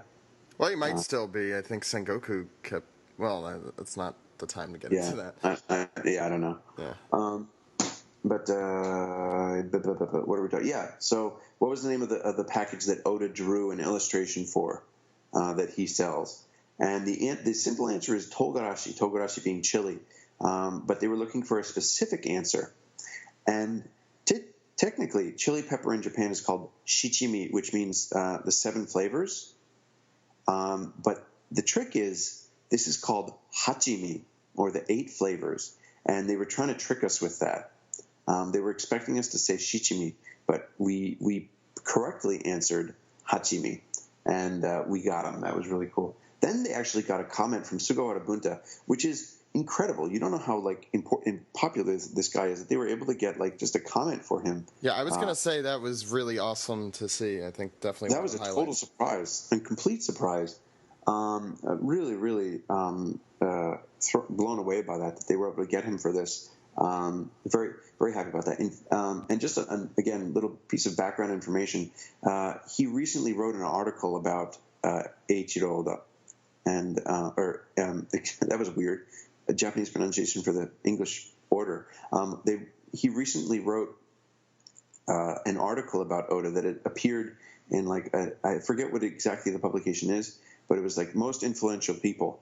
And he's never met Oda, but he wrote an article about him, about why he is so influential. And man, what an honor to be recognized by a legend like that, and not even having ever met him. So I love my face here. I'm just like, yeah, we got this. And we discuss and try to get it right. I will admit that I would have never guessed hachimi. I did not know the exact name. I would have said togarashi. So we worked together for this answer. But I did know about the package and the stuff, but I did not know the name Hachimi.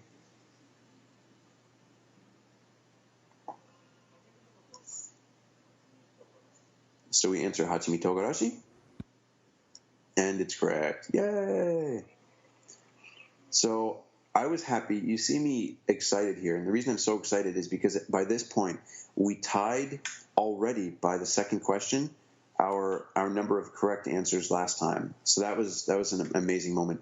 By the way, all of the questions this time are in the actual order. So there's no messing around. They didn't mess with the order of anything. That's a pretty important point. I shouldn't have just thrown that in the center here. But yeah, what you're seeing here is as it actually played out. So yeah, all of the reactions are basically on time to what's really happening. Also, just another bit of background information. What happened in between these points?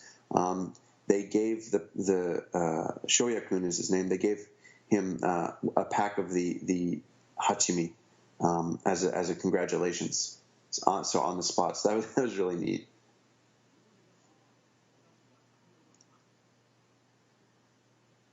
So we get the comment from Sugo Arabunta, and he says that I'm Akai Inu, and it's really funny. He says it like, and I'm Akai Inu, and he then says that he's a little bit discouraged. I don't know, like not upset really, but like in a funny way, because Akai Inu looks way cooler than he really does. But he says, as long as the stuff continues, as long as One Piece continues to sell well, I'll still use it for my product. So evidently, yeah, he really does make this stuff. I don't know if he's out there himself plucking it like you see in the picture, but it is really a product that I guess is made on his property, and he does at least by machine, I'm sure. So here we are, 2-2, tied. And we head into the third question, which is from us. And we're going into a question from Volume 20, which is of the Super Spot Build Duck Squad. What was it? The third from the right? Hell with it. Who is riding Kentauros? Kentauros is the name of the duck. He's the one who has the kind of like I don't know, what's that called? Just like a Spartan helmet on. Yeah, I was going to say goggles above. Yeah, whatever. He's got the goggles and the Spartan helmet. Basically, who's riding him? And this wasn't a question from myself either. However, I was thinking of asking it, but I thought they might know it, so I held back from presenting it as a question. However, it's a really, really good question. I figured they would get it. I don't think it's something that many fans would be able to answer off the bat, because I don't even think most fans could answer what the names of the Super Spot Build Duck Squad are, let alone who is riding them. But and of course that's like not without Wikipedia. I mean, so the answer was Zoro, and this was freaking unbelievable. It was watching a miracle unfold before our eyes. Habuta knew this one, and Habuta, if you remember my comments from last time, was he's basically, to me, he's Mr. One Piece. He represents everything that is wonderful about One Piece. He was like, from all of his comments and everything, he's just like the supreme One Piece editor. He's a great guy, and I'll be damned, he didn't study any of this stuff. He just knew it from years ago, and he freaking remembered it. He pulled this. I don't know, man. These people are incredible. What a memory! And he remembered having to do that because the scene where they all pull off their hoods and they're like, "Sorry, you're wrong," because it's like, we're not Vivi, because Vivi went somewhere entirely else. And it's basically like a 2-page where you see all of them pulling off their hoods, the people who rode them. And he had to confirm at that point to know their lines and what they looked like, he had to confirm with Oda who was riding which duck. And he remembered all the way from back then that confirmation. And this is very cool. After the question, he went on to name each of them, who was riding each of the ducks. And it was just a guess, but he was right. He got every last one of them correct. It was unbelievable. I have so much respect for him. That's beyond crazy. I mean, that was so cool, Zach. I wish, that they showed that, because maybe they'll put the Hoko Tate on a DVD or Blu-ray or something and give the full uncut versions of these. No, they're too cheap for that. Yeah, I wish though. I wish I'd pay for that. Even Japanese hey, prices. you've got it here on the One Piece podcast, so it's good for me. Good enough for me. Yeah. Keep going. And we go into the next question for us, coming from the editors, and it's based on an image phrase, I think they called it, and I think they did this like last time 2 years ago or 3 years ago. I don't remember exactly. And they have a fan write in, and they send in phrases about the series, what represents the series to them, and from them they choose one and have the editor. The editor and Oda choose one together, and they have Oda illustrate that phrase, what they believe it represents. And the one for One Piece was Oretachi Kaizoku Sedai, meaning we are the pirate generation. And with that, Oda illustrated all of the supernovas except for Zoro for some reason. Either he forgot him or there was an error, who cares, whatever. And, when we saw that come out, we saw the supernova, that famous color image come out of all of them 2 years later, and both Kamiki-san and I looked at each other and we were like, "Oh man, it's coming!" We thought we knew what was coming, because Volume 68 had been just released less than a week before the match, and we thought that they were going to ask the heights, because all the supernova's heights were revealed. So we're like, they're doing it again. They're going to ask a height question again, just like last time. But no, they went for the phrase, and it was honestly much easier. Now, if I was alone, I would have gotten it wrong. I would have personally said, Oretachi wa Kaizoku Sedai. But it's not Oretachi wa Kaizoku Sedai. It's just Oretachi Kaizoku Sedai. And we had the high school student answer this question, and we were right.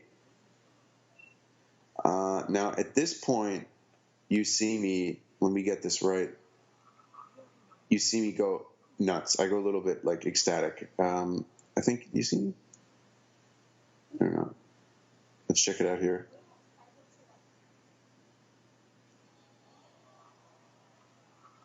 I think, yeah, you can see, like, my neck strain. I was gonna say, I see your shoulder. That's yeah, you see my like neck. You can see like my Greg, your shoulder is going nuts there. Yeah, my shoulders is flipping out. It's because by this point, I actually had to sit down. At this point, we took a break because by getting 3 right, we beat our old record. So last time we only got 2 questions right, and this time we got 3 right, and we were tied. And it was that was an amazing feeling to come this far with the team. I was just so happy. By the way, I'm going to try to keep this as interesting as possible with little bits of information sprinkled throughout. But there's a reason that there are 7 versus 6. It was actually going to be 7 versus 7. It was going to be all of the One Piece editors versus all of us, and it was going to be a perfectly even match. The reason that didn't work out is because at the very last moment, Mr. Watanabe, who's not been able to be involved yet, had to be sick, had to call out sick, probably because of a very serious illness. We don't know the details, but he had to be hospitalized, and that's a shame. I do hope he's all right. But that is the reason why it's 7 versus 6. It was supposed to be 7 versus 7, but just the day before, they got a call. And here we go, our 4th question, and this is, you are absolutely correct, a question for myself. Both you and Zach, excuse me, both you and Steven called on this one. Now they show Kitty-chan, Hello Kitty here. I'm pissed about that. I found that, and I was planning on using it for a question later on. But anyway, for better or for worse, there is Hello Kitty in One Piece. I found that, and I showed the people on the program, and they decided on my behalf to show the country of Japan that Hello Kitty is in One Piece. But this question is probably one of the cooler things I've ever seen in One Piece that you found. There are some cool things. This is up there. This is definitely up there. It's a bunch of mixed martial artists whose names I can't pronounce. And the question was basically, what pirate crew are they a member of? And it's a hell of a question. This is a really nasty question. Considering some of the questions that we got, I think this was unfair towards them. But yeah, oh man, just looking at this. Actually, if you have the ability to check these pages in your own One Piece volumes, on that very same page, if you look at Chopper, there's a grave near Chopper, and it says Pride K1. I think is it Pride K1? I think it's Pride or UFC Pride K1 or something like that. Anyway, one of the mixed martial artist things. It actually says that on the grave next to him. So do check that out. Yeah, this is almost painful to watch. Now, yeah, right? Now, this is one of the questions that I was going to reveal to the world. This is one of the secret things that I found during my research. And, the answer is, of course, the Roomba Kaizokudan, the Roomba pirates. And their names are written on the grave of the Roomba pirates in terrible Romaji, in terrible Japanese. I mean, it's really, terrible Romanized Japanese. So in English alphabet, but like Japanese pronunciation, it's almost illegible. But I did a lot of work, and I kind of deciphered them and found out who the people were, and was very excited about that. Again, a lot more things like this that I found, but that was pretty fun. And I apologize if I'm skipping ahead a bit, but first off, you're excited as all hell, I think is a correct way to put that. Yeah. But it looked as if when the editors looked at it that they may have known it. Or had it rang a bell once they saw it. Or maybe honestly, it's the opposite. I'm looking at them all right now, and I love this screen. I don't know if I can correctly describe the scene, but just looking at all of them, you can just tell all of their faces are like, oh shit. Yeah, yeah, especially Hatsuri. I love it. All of them are just. I love. Oh man, let me take a picture of this because I don't know if I'll ever be able to stop it this perfectly again. While I've got it here. We'll put that in the description. Yeah, what a great shot. All right, so yeah, they're looking at this here, and their commentary here is absolutely priceless. Now the answer is the Roomba pirates, right? And they go into a huddle, and they're all perplexed. And they discuss. And you look at Hattori. Hattori looks close, and he tries to see, and he goes back. Asada has no idea. Now you look at me, you look at us, and we're just sitting there going, shit, and we're holding the answer. We're literally holding the answer below us. The answer's below us, and I think was the kid holding on to it or something? We didn't want them to see the answer, so we're just like, please don't see the answer. Please don't see the answer, and also like we're talking to each other, but trying not to like give away anything. Like if they're on the right track, we don't want to be like, oh damn it, and if they're on the wrong track, we don't want to be like, yes. So you see me, and I'm looking dead ahead, trying to just give like a, I don't know, like not a cocky look, but just like a empty look. And yet I'm talking to the guy next to me, and you see my lips moving and the guy next to me responding. And we're just all on the edge at this point, all of us. I love this. Yeah, that is literally an empty look. And then we go back to them, and they're discussing, and it goes back to a close up of me, and I'm like, come on. Like, this is it. I mean, if we can get them here, then we're ahead. And you see us going back and forth, and we're like, no way. Is this it? This is it. We're going to do it. We're going to get it 1 point ahead. And here it is. Hattori says, how about the Roomba pirates?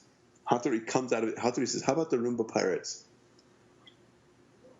And Onishi, the same guy who got them the answer before, says, no, it's not Roomba. That's when he was the editor. And he recently went through that section of the book, of the comic where he was the editor, and he reread it for Hoko Tate, and he says, no, it's not Roomba. and that that's hurts. it. And from that point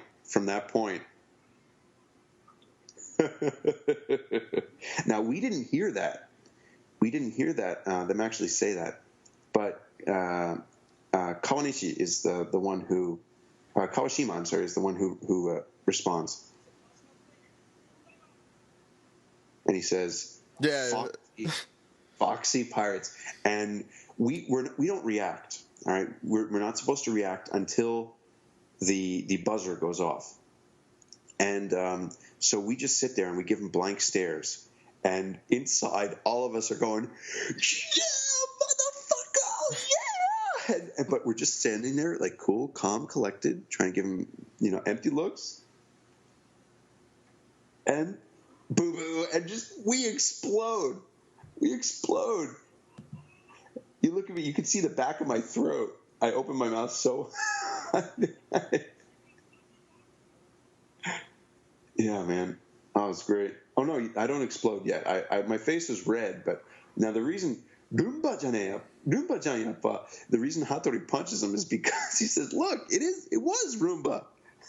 And they all bust on him for that. So poor Onishi. Was that right after you made fun of Onishi? Oh, what? No, never mind. Keep going. Oh, no. Oh, no. Well, it was, poor Onishi, he was the one who says, it wasn't Roomba. So, Hattori, of course, feels horrible, because he remembers very similar, almost parallels, even how he falls down to me last time when we had the question about the number, like what was wrong with this page, and it was like it was written in kanji numbers, and he knew it. He had heard this before, just like I knew that, and that feeling is the worst feeling in the world. I don't wish it on anybody. You're just like, oh my god, I knew this, and he's like, I heard this before, and yeah.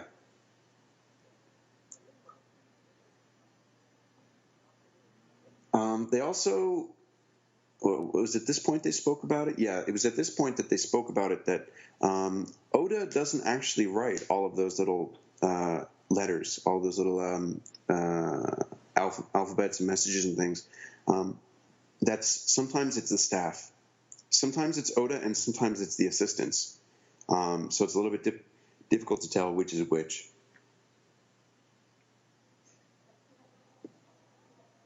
And then we move on to the next question, which is from the editors, and it is regarding Marshall D. Teach, or Blackbeard.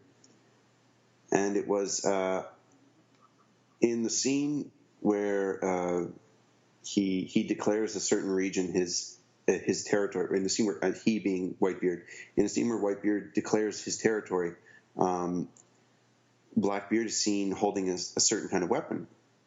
What is the weapon that he was holding? And their idea was that, with Whitebeard, he's got the 3 guns. He's always got the 3 flintlocks. And, they were hoping that we would say guns. But, I mean, come on, guys. We've discussed this on the podcast. I mean, this is a huge fan thing, is the claws, basically the Vega claws. And, of course, we knew that. Yeah, So I remember discussing that. Were you on for that, or maybe? I don't know if I was on for that, but I definitely remember discussing it at one point or another. Yeah, I mean that was a big thing in Fishman Island, probably the biggest, but that's for another day. Yeah. So we get this right, and they said it was like a 94 difficulty. I'm sorry, I didn't think it was that hard at all.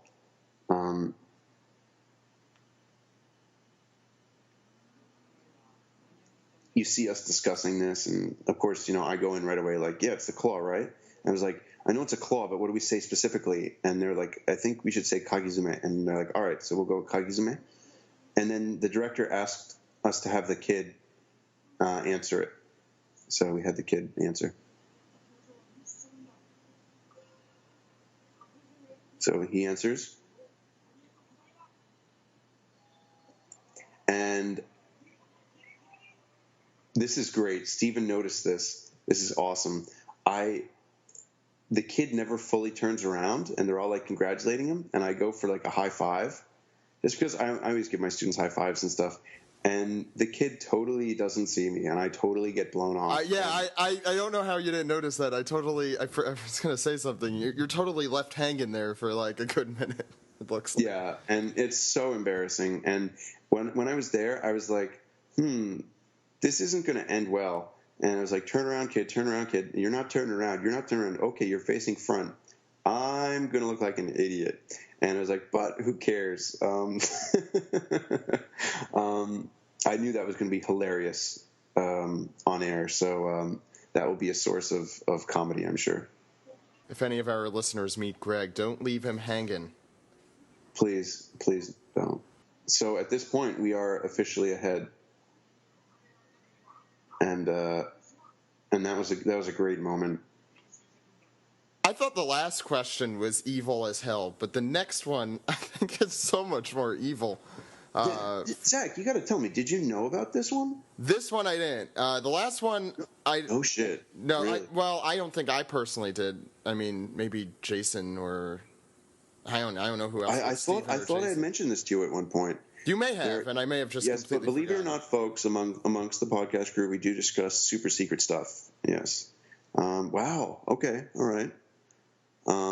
Yeah. This is a hell of a question, is it not? I mean, a hell of a question, I think, is an understatement. Great question, but it's like what you were saying. The questions they were giving you were like, yeah, whatever. They're medium level, I guess you'd call them. And then these questions were just like, wow. But believe it or not, I have questions that are not, how can I put it? They're not like evil as the questions they gave us last time, but they're hard as hell and they're entertaining. And I hope to be able to use those soon. But for example, this is another one that's from me. They show Oda's name hidden, written on a book. That was from me. Also, they show several prefectures of Japan hidden on a timetable during Water 7. That was also from me. So they're killing me by showing people this stuff. And they go through, and the question is you from... You can't keep everything secret. Yeah. Well, I don't want to, but I want to make it most exciting. So basically the question is, we've got this bottle of wine on the table in chapter, what is it? I think it's 524 in volume, I think that's 54. I have it right here. It says 54, but I keep thinking 53 for some reason. No, 53 is Amazon Lily. I actually have them right here, so I could... Okay, thank you. Yeah. So I believe it's chapter 524, and it's another famous scene. This question is partially from me and partially from Kamiki-san. We both sent this one in. And he sent it in first, I sent it in later. And we used this one. And it's what, basically, without giving away the answer first, is there's a pop group, a Japanese pop group's hit single. Oh, you did tell me this. Now that I remember the answer, you did tell me this. Yeah. Yeah, now I remember. Okay. It's written on this wine bottle. And what is the name of the song? And you go through it, and we had a large printout of the scene, holding it there, and that was our final question to them, and man, they were like the reason they go with Isaka is because they were like, Isaka, like you're the most recent, you got to know this one, you got to know this, and they put all the pressure on him. It's hilarious. He's the youngest of them too, so they're like, it's all on you, man. I think it goes to show how good the question is that you told me the answer and I forgot the question. Yeah. Yeah. They were actually, we were holding this printout of it, and like they were trying to like get close and look, and we were holding it, and we keep bringing it further and further back so they can't see it. You don't see us doing that, but they're all gathered together and talking, huddled. And we're all just like, this is it, man. Like if they get it wrong, then this is it. And then here he goes. He goes to answer, and he says, "Fanfare by Mr. Children." And on the inside, I cannot describe. It was fucking 4th of July in my underpants. And can I copyright that phrase? Please. Writing that down right now. We have to wait for the buzzer, and all of us on the inside are just, yeah! But we're all just looking at them, and I even gave them like a worried look, like, oh no, look, and then we get the beep. You can see I love that look on my face. I think Hattori's facial expressions made this show for me too. Like you and him have he's incredible. You two. Oh my God! I saw all the way back in your throat. The two. Yeah, there it is. Is that it? Is that it? I love that scene. You can see my uvula. Beyond that, I am flipping out. You can hear me on other people's mics. I'm just going, yes, yes, yes. Oh my God, yes. It was, dude. It was just that moment. That moment. I would love to have the unedited footage of that moment.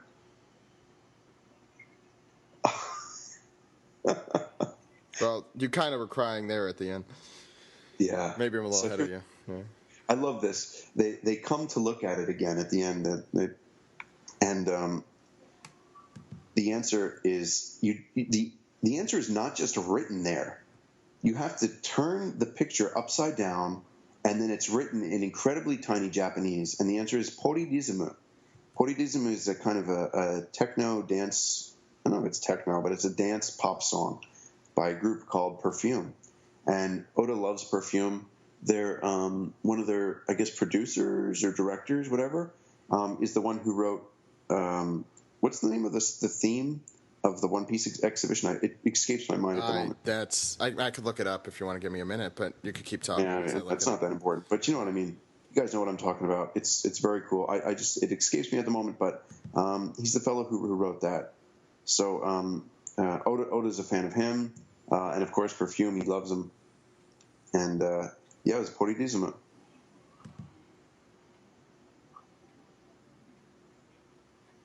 So what is it? I think it's Hattori who comments, "Who is it?" Or is it Isaka? And he says, "Who the hell would notice that?" That's kind of what I was thinking.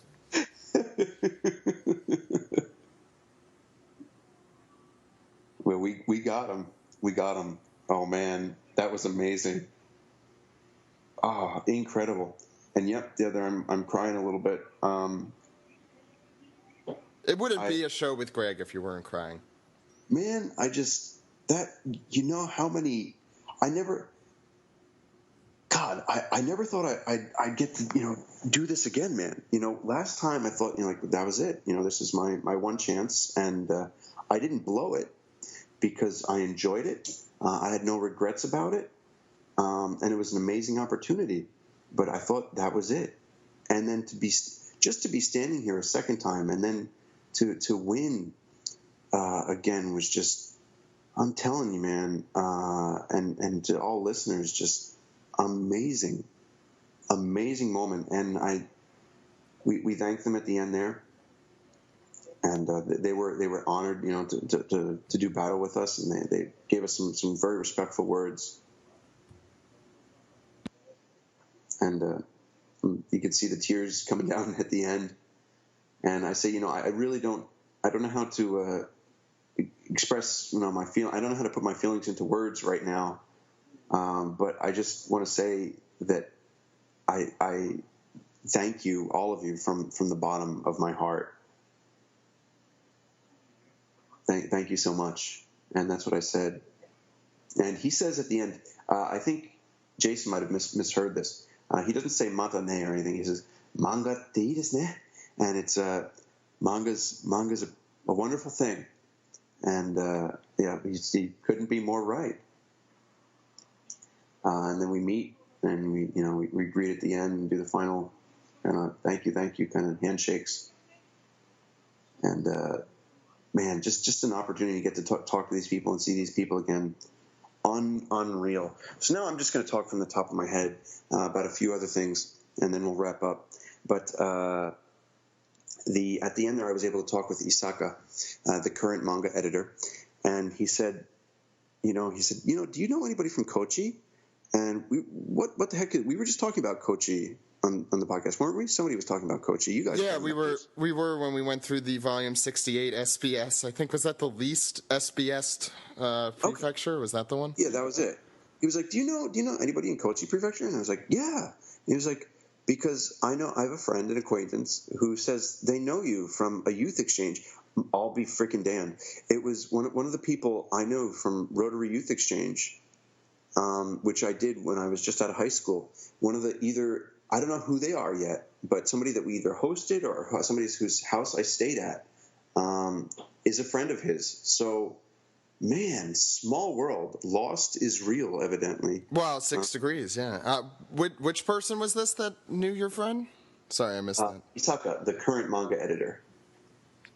He was like, I got an email from my friend, and he was like, I know that Greg. He was like, if that's the same Greg I'm thinking of, I know that Greg. He came to Kochi. And I was like, yeah. And we also talked about I think I talked about this on the podcast because I was in Jump. I was mentioned in Jump by him again in the comments section when I sent him something for a photo album for his birthday. And he actually mentioned me in the official One Piece mailing letter. Mailing newsletter. It's a digital newsletter, but he mentioned me in it. And he said he actually spent, I think, like a paragraph and change talking about me and how I saw this, just a single moment of his birthday flashed on television.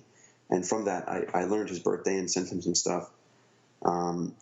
So that was an honor. That was I was crying at home for like another half an hour on that alone.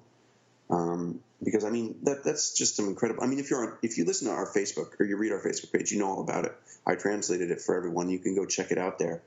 But just my God, to be where I am, and then still, not even a year ago, I was still going through such a difficult time, personally with One Piece. It's Zach. I don't believe it. I can't. I don't know how many times I can say it, but I mean, just this past year has been remarkable.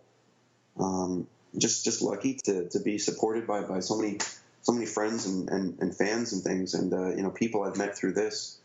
Hard work pays off. That's all I can say. I mean, this is 11 going on 12 years now, and look at where it's gotten me. I almost gave up on it completely, and I kind of did at one point, but got back into it through Hoko Tate, and wow, just wow. I'm very, very moved. You won't hear me crying or tearing up now unless I start talking about my wife, who this is not just my victory. Of course, the podcast team helped out with this amazingly. Especially, I want to shout out to Redon and people who helped to research things, Alina, and of course everybody who submitted trivia questions on the Facebook page, and Raftel forums. Thank you all so much. You helped out, especially what was it? I asked some questions about touching Luffy. Who touched Luffy's hat or not? Chibi Harlock, was that you? I think Chibi Harlock, you helped out with that again, and that was remarkable. Just don't give up on your dreams. My favorite One Piece quote, I think, and not like most emotional or whatever, but just like favorite One Piece quote all around will never be the dreams of mankind. You can't stop the dreams of mankind, which is Blackbeard's quote. And I think Stephen has a slightly different translation for it, but that's basically how I read it. And I think it was a man's dream never ends. It's the big quote that he gives to Luffy in Logtown, and in Logtown, excuse me, in Mocktown, and that's what it is. That's all it's about. Is your dreams don't end. Just don't stop following them. I saw this with. We watched this in a bar. A friend owns a bar, and we watched this at his bar with a number of actually my former students. They all showed up. There's about 20, 30 people, and we all watched it together, enjoyed it, laughed. And, I cried big time as soon as it came to my wife. And I said, "Don't give up on your dreams." And I said, "This is not one person's victory." I said, "It's thanks to all of you guys, but at the top, there's two of us, and it's me and my wife. And I could not have done this without her, because we hit some really hard times, because I left her with a lot of things to do around the house. I know that's tough on her, and she works very hard. She works very late each night, and but she did it with a smile on her face every time, and supported me all the way to the end. And there's nothing more you can ask for than that. And because of her, this was possible. So I'm very grateful to her. And what an experience. And I don't think it's over quite yet. I think they might be looking for a third and final matchup with them. So by this we have 1 versus 1. So we're going to see who, if possible, down the line, who the real winners are. So I think we got one more match left in us. Well, Greg, that's an incredibly amazing story, and I'm really excited to see where things go from here for you. I mean, one day with Oda, right? Even after the last Hoko Tate, I would have been a little bit, I don't know, but I mean, things are looking up. I've seen some things and met some people that I mean, I believe I can say this. I met one of the One Piece animation directors, and I'm not going to say who, just for sake of privacy and whatnot. But I mean, he's been amazing, and I met him with some of the other mania at an event, and he was just, we were like, we respect you so much. You worked with Oda, and he has pictures with Oda, and he's just like, well, you respect me, but he's like, you're the people who are on Hoko Tate. He's like, I respect you. It's like, I look up to you guys. You guys are amazing to me. And we taught him some behind the scenes things, like some secret information, and he showed us some things that I can't talk about, and I probably can never talk about publicly, just to protect his privacy and what the kindness that he repaid us with. But amazing behind the scenes stuff. Some of it which I can share with you in the future, but also. I have some very cool news, and that is I have been invited to Toei Animation headquarters for a special, private, advanced viewing of Zet, Z, the One Piece movie. They call it Zet over here, One Piece Film Z. So I'm going to be going to see Z before it's actually in theaters. Evidently, it's also a rough cut, so it won't be the same cut that's in the theaters. So that's incredible, just incredibly incredible. I don't have enough words. And you'll be coming on the podcast probably within those couple weeks to talk about the movie, right? Yes, I'm hoping to do that as soon as possible, and we're going to have a review out. It's probably going to be probably one of the fastest and first reviews. It'll be podcast form, of course, but we'd like to have that basically out on release day. So even maybe before the first viewing is even over, we'd like to have that out for you guys so you can read that or listen to it rather. What a couple weeks for you, or I guess months for you. And I having been talking to you for the last 2.5 years or so, it's incredible where you have come in those 2.5 years as a beacon to the One Piece community, which is I know that's right dream. Back at you, man. I mean, the One Piece podcast went from like, hey, all right, so we love One Piece and we're the One Piece podcast, to Zach Logan, who is now doing panels with major podcasts. It's just like, what? So if the listeners, the fans, the people that tweet us, the people that Facebook, the people that come to panels, oh my God, amazing! You're the people who make this possible. Again, amazing to see what's happened in just the last year or even the last few months. And I can't even imagine where we're going to go from here, where you're going to go from here. Yeah, and hey, just as the last thing to people listening, I apologize if this was a little bit dry. I wasn't working on this through notes. I was working on this actually watching the trivia battle, seeing if it would jog my memory on anything particular. If you have any questions, comments, anything you want me to elaborate on, or anything that Oda said, or what Oda's part in it was, anything, please ask away, and I'd be more than happy to answer. I love answering questions. I hate kind of like just walking through things, but go for it, guys. And Zach, thank you again for this opportunity. Thank you again. So now, Greg, you have been on Hoko Tate twice. Clearly a show, with all of these editors on it, lots of direct involvement from Shueisha with helping them put together this One Piece segment, and you were on both of them. You were kind of like the guy everyone remembers from this. And as it turns out, I think Shueisha kind of you had these contacts and they saw something in this, a chance to, help further develop their coverage of One Piece. And so they reached out to you. So what happened next after this, Hoko Tate? Boy, it was... When you say after Hoko Tate, you have no idea how much after it was. We were still celebrating when one of the chief assistant editors came up to me and said, He said, hello. I said, I work with V-Jump. He said, we'd be interested in having you perhaps write an article for us.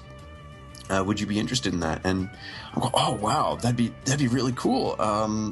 Yeah, sure. And I had the impression that I was going to do kind of a One Piece feature for them, have it run in a magazine, and that kind of be the end of it. But that wasn't the end of it. As it turned out, that was just the beginning of the next step in this journey that, believe me, is still going on.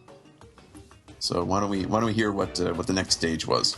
My dad actually years ago he did magic as a kind of a on the side, not as professional position but as a hobby, and he belonged to the same kind of ring as David Copperfield, and he really got into it. So he was able to do a lot of stuff, but he never did it as a job.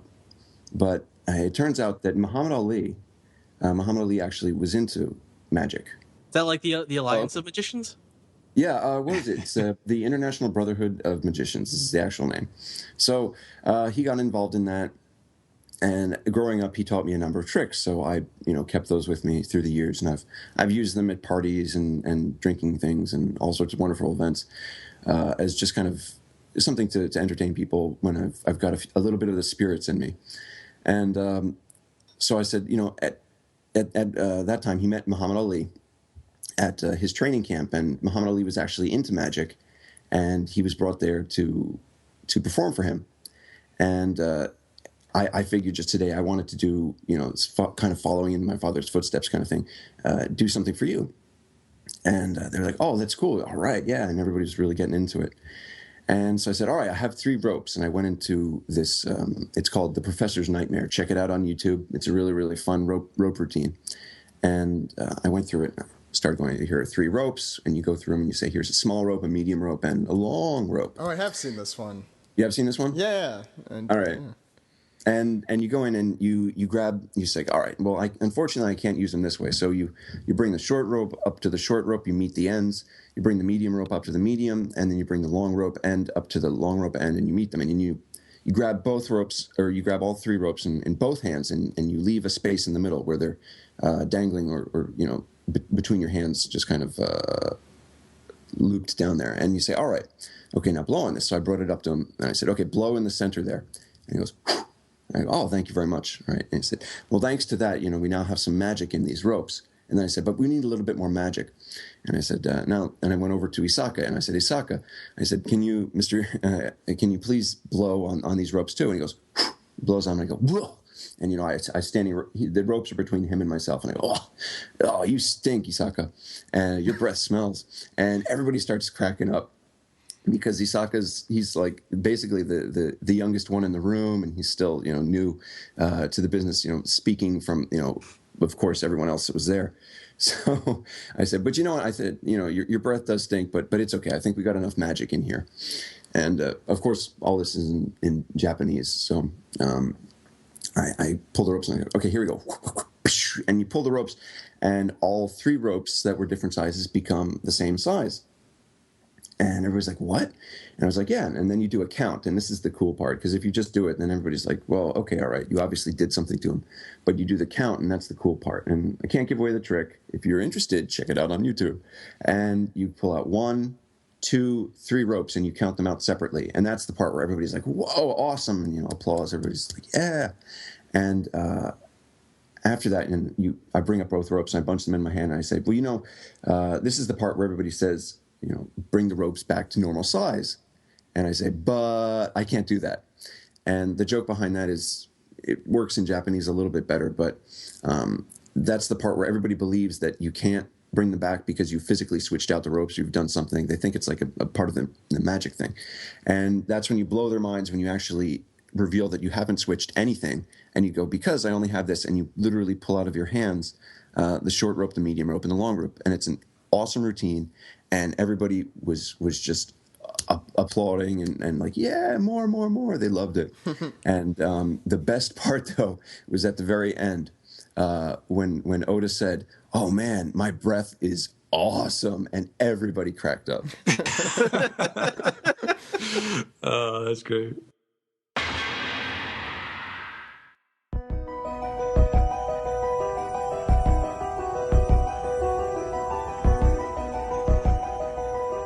This is the Greg No Go Guy segment, and we are here with Greg. Hey, Greg. Hi. Also joining us, Ed and Steven. Hey, guys. Hello. Now, Greg, at the top of the show, you made a pretty big bombshell announcement. So do you want to tell us how this happened? Yeah, so this is the story of how I came to meet Eiichiro Oda. If you've been following the podcast for as long as I've been on it, at least, and everything has been kind of building up to this point, especially the past 2 years. But this is kind of, we're going to talk about how this came to be and a few of the details. And I've just been really, really looking forward to talking with everyone about this for a long time. And I'm happy I get to discuss it with you guys, too. I've been looking forward to this. So really happy that you guys have been a part of this, too. So not only a part of it, but you're the reason for the season. So we're eager really to hear. excited. We were definitely eager to hear the whole story. Yeah. I'm really excited. Now, how did this all start?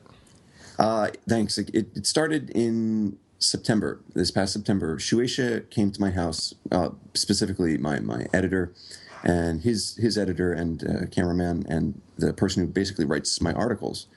And that, I know that sounds weird, but I write a vomit of information, and they condense it for the single page of what's it called? Greylog Tsushin. Greylog Tsushin, yeah. So it's just like filming OPP Japan. You have 95 hours and you have to condense it in 90 minutes. Basically, yeah. I write like these huge pages, and they're like, yeah, we're going to take this sentence and that one, and we're good. So they came to my house for. I hope you guys were able to see this. The 2-page spread that I did a few months back on devil fruits. Really. Had to do a lot of work for that one, but it was really a lot of fun to make. And the cool part was that they came to my house to do some, not filming, but to do some photography, take some pictures, because they introduced me as at the end of the, like in a little corner of the page, and they've got pictures of me at my study desk looking at One Piece and some of the documents that I've collected over the years. And they came all the way out to where I live in Fukui to do that. And they said, we're coming all the way out there, so why don't we take you out to dinner? So we went out to dinner in Fukui City. They took me to a really, really nice Japanese restaurant that I would have never been able to go or never been able to afford by myself. But they had like tatami mats and everything. It was literally like Strong World. You know that scene where they storm in. Where he's pouring the sake cups and with the farting shoes. With the fart shoes when he walks in, yeah. And it was basically like with the fart shoes. Greg was the one with the fart it's me. It's the big gaijin walking in. Hi guys, with my shoes on, right? Oh, tatami. No, but it was great because it was a huge room and there was only like, I don't know, 6 of us in this enormous room with these huge tables, and it was fun because they're very easy to talk to guys. I don't want to say they're nerds, but I mean they totally are into manga. They love video games, and again, this is V Jump, not Jump, so slightly different, but exact same office. They work with the same people and everything, and we got to talk about a lot of really cool stuff. Some things that still haven't been revealed for J-Star's Victory and different games and of course manga, etc., and a lot of classic manga as well, JoJo, and that's how I first got into starting reading JoJo actually. And it was just really, really nice to be able to sit down and relax with these people and just have a nice meal with them and some good sake, because prior to that it was really, really difficult for me to just chill out with them. And so this was a really good opportunity. And as the evening progressed and the sake cups kept piling up, they got into talking about things that would be coming up for the end of the year and for next year. And that's when they said that, well, are you familiar with the Big Two? And I was like, the Big Two? And I was like, I knew this because of Oda's comments section at the end of the table of contents page in Jump. And I was like, you mean the Tezuka and Akazuka Awards? And they're like, yeah. And if you're listening, just hearing these for the first time, they're the big Shueisha Awards at the end of the year for amateurs, for amateur manga artists that are awarded to people for two categories. The Tezuka is for kind of a catch-all for anything that's not comedy. And the Akazuka Award is for somebody who's written a gag manga. They separate them. They're very careful about how they separate them. And they call them the Big Two.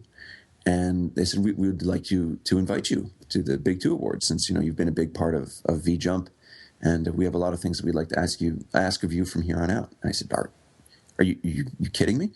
Like, no, definitely, absolutely. We'd totally like to have you, and your wife too. We'd like to have your wife, because Haruka was there with me, and they were kind enough to invite her along, and we were just like, seriously, the 2 of us? And they're like, yeah. And like, don't worry about it. You don't need to dress up or anything. There are people that like literally go in their work clothes, which is just like dirty shoes and a hoodie. I was like, are you seriously? And they're like, yeah. And Oda will be there. And I was just like, I know he's there. He always makes comments about it. And I'm like, yeah. Well, you might get a chance to meet him there. And I was like, say that again. Excuse me, a baking powder. And they're like, yeah. Well, you've been working on the Greg Lord Sushin, and people know you from Hoko Tate, so I think he might want to meet you. And I was like, well, that would be great, but I'm not gonna keep my fingers crossed even. And they said, well, it's up to Isaka, but we'll talk to Isaka about it and see what can happen. So after that, it was just kind of the long wait, because they mention these things, but Zach, as you know from OPP Japan, I mean, things can be canceled. Not even like last minute, like last second, like before things are going to happen. Like literally seconds before they happen sometimes, yeah. And then it also works in your favor. They can be like, oh yeah, so-and-so is here today. Would you like to talk to them? Yeah, so that's true. The door swings both ways. It's not Ghostbusters, but and it was just, from the end of September, just kind of like, if you could picture me trying to keep this to myself. Stephen, I mentioned a lot of this to Stephen. He was along the way. He was like my one release to be like, oh my God, this happened. And he's like, oh my God. And the two of us are like, oh my God, together on Skype. But I think I mostly just like categorize that into some different area of my brain. Well, like, yeah, Greg said this thing. I don't know if this is actually going to happen. It's like, did not even process it. Yeah. So it was basically me sitting with my hands on my lap, my eyes darting back and forth, left and right, from the end of September, waiting for something to happen. And and also at that meeting, I forgot to mention, they said, "Oh yeah, we'd like to invite you as our guest to Jump Festa." So I said, yes, oh my God. So basically that meant I didn't have to wait in any lines or worry about getting to see the stage, anything like that. And if you've listened to previous Jump Festa episodes, that's your dream Jump Festa. Because that's the part you couldn't stand. I was able to enjoy Jump Festa. It was great. And not in retrospect while it was happening. So, so it was just waiting for the next couple of months. Was just waiting for some kind of invitation or some kind of word of what would or wouldn't happen. And I was waiting for that email from my editor. And you don't want to bother these people with these things because especially my editor, he takes really, really good care of me, and he works with me very, very well. So I don't want to be like, hey, do you know if you have the invitation for me to go to the that thing that I really want to go to? And you don't want to bother him with stuff like that. But it came down to the mid-November, and I was like, it's cutting a little bit close, and I got to be careful with work because I was told that it might be on a work day. So I just got to, as a teacher in Japan, you have to give advance, not even 2 weeks. You have to give a lot of, basically a month.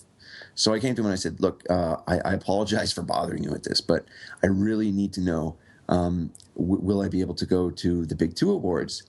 And he shot me an email back just like, oh, yeah, totally. Actually, the invitations just went out and you should be expecting it in a day or two. I was like, yeah. And I still wanted to wait until I got it in my hands, but I got it. And if you follow me on Facebook, you can actually see that's the mysterious blue envelope that I posted about a month ago, where I had to blur out the address on it and the event name. But that's what I was so happy about. I was just like, yes, this is it, game. And it had my name printed on it and everything. Just yay. Super happy about that. And from then, it turned into an entirely different waiting game. It was no longer my hands on my hips. It was just pacing back and forth, basically until the event. And I could picture you doing that far too well. Right? Yeah. You've seen it. You've seen it in person a few times. Yeah. And so that brings us to the event proper. It was early December.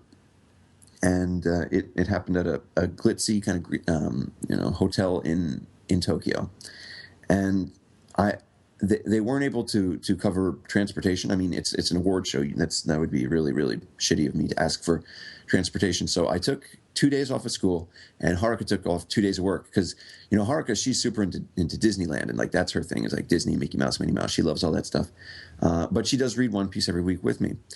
But even this was just like so huge, and like not even like the chance of meeting Oda, but just being able to go to this event was so huge that she was just like, I'm taking off work. Like the night of the party in Fukui, she was just like, I'm taking off work and we are going to this together. This is awesome. So she's the greatest wife ever. I love her. It would be like going to like the manga version of the Oscars or something like that. Just like being in that room with all these famous people would just be mind blowing. Yeah. And she read Slam Dunk too. So I mean, she was a huge Slam Dunk fan. So she was like, "Oh my god, if Inoue is there, that would be so cool." And so she was into the whole thing. And I mean, again, this is all aside from the possibility of meeting Oda, so which of course she was psyched about because she knows everything, basically concerning Oda, because she's translated everything with me. I've constantly asked her questions about this stuff. She's suffered through countless jump festas with me. She stood in lines. She's gone to Ivankov stages to see the guy who played Ivankov, seeing him on stage. I mean, just all these things. So it meant a lot to her just to be able to go to this. So that's what made me really happy about it. And finally, early December, it arrived, and we got all dressed up. It was tough to bring a really nice suit to Tokyo. That was harder than it sounds because it was a Monday event, and both of us had work on Friday, and we left from Fukui for Tokyo on a Saturday. So that meant we had no time Saturday. All the dry cleaning stores were closed on Sunday. And so we couldn't do any dry cleaning. So it was like this delicate process of we had all our luggage with us, and then this suit was like the holy grail, like the thing that could not be damaged. Both of us, her with her dress, me with my suit, and just carrying this damn suit around Tokyo, like trying to be careful with it so it doesn't get a fold or anything. So we got dressed to the nines, and we headed out. And I was loaded down with bags because I brought souvenirs it's a big thing in Japan. I wrote souvenirs for everybody that I'd be meeting that I was involved with. So my editors, the editors of One Piece, who I assumed I would be able to meet at least the editors of One Piece. And of course, On a Wing and a Prayer, I brought something for Oda as well. And arriving at the hotel, it was really high-class atmosphere. Like you walk in and it's not like, "Hello, welcome to the hotel." It was more like, "Good evening, sir. Welcome to the hotel." And you just get this. I don't want to say the hotel's name, but like, "Welcome to the hotel." And you walk in, and there's like immediately live piano being played at a bar, and there was this dome that was made out of roses, real roses. That was obviously within the past like 1 or 2 days that was created in the lobby, and you're just like, should we be here? Should we be standing here? I had that feeling before. You feel like the foreign cousin, just fresh off the boat. America. America, Belki. Cousin Larry. Okay, yeah. Perfect Strangers. Check it out, kids. Also got to meet some really cool people in the lobby. Don't have time to talk about it now, but if we ever get that chance, if we meet in person, please do ask me about it, because I had some really, really funny stories. And we waited in the lobby for a while, and then we walked into the back up towards the banquet hall. And just at the coat check, it was just like, oh, there's this guy that I'm in jump with that I've never met, or in V jump with that I've never met, but I see him all the time doing crazy faces. Because as you know, we like to do crazy faces in the Shueisha business, and so it's always like, man, I'm sure everybody knows exactly what that's about if you've seen the online site and everything. It's not the one with the pointy hair, right? That's the only one from V. Pointy hair guy. Yeah. No, actually, it was a foreign guy. It was Mr. Paul Adachi. He works at Sega, and so I was reading V Jump, and I was like, "What? Another foreign person? What is this?" My sensors went out. Foreign alert! And so I saw him there, and I was like, "Oh, hey!" And I don't usually go out of my way to introduce myself to people, but I saw him there, and we were on almost the same page sometimes. And I was like, "Hi, I've seen you," and he was like, "Oh, hey, yeah, nice to meet you. I work at Sega. I'm director of gaming and stuff, and for international licensing." He was like, "Good to meet you." And so that started it out, and you just, as you go up the stairs and the crowd gets thinner and thinner, you're just seeing more and more people that you're like, oh my God, it's that person. Oh my God, it's that.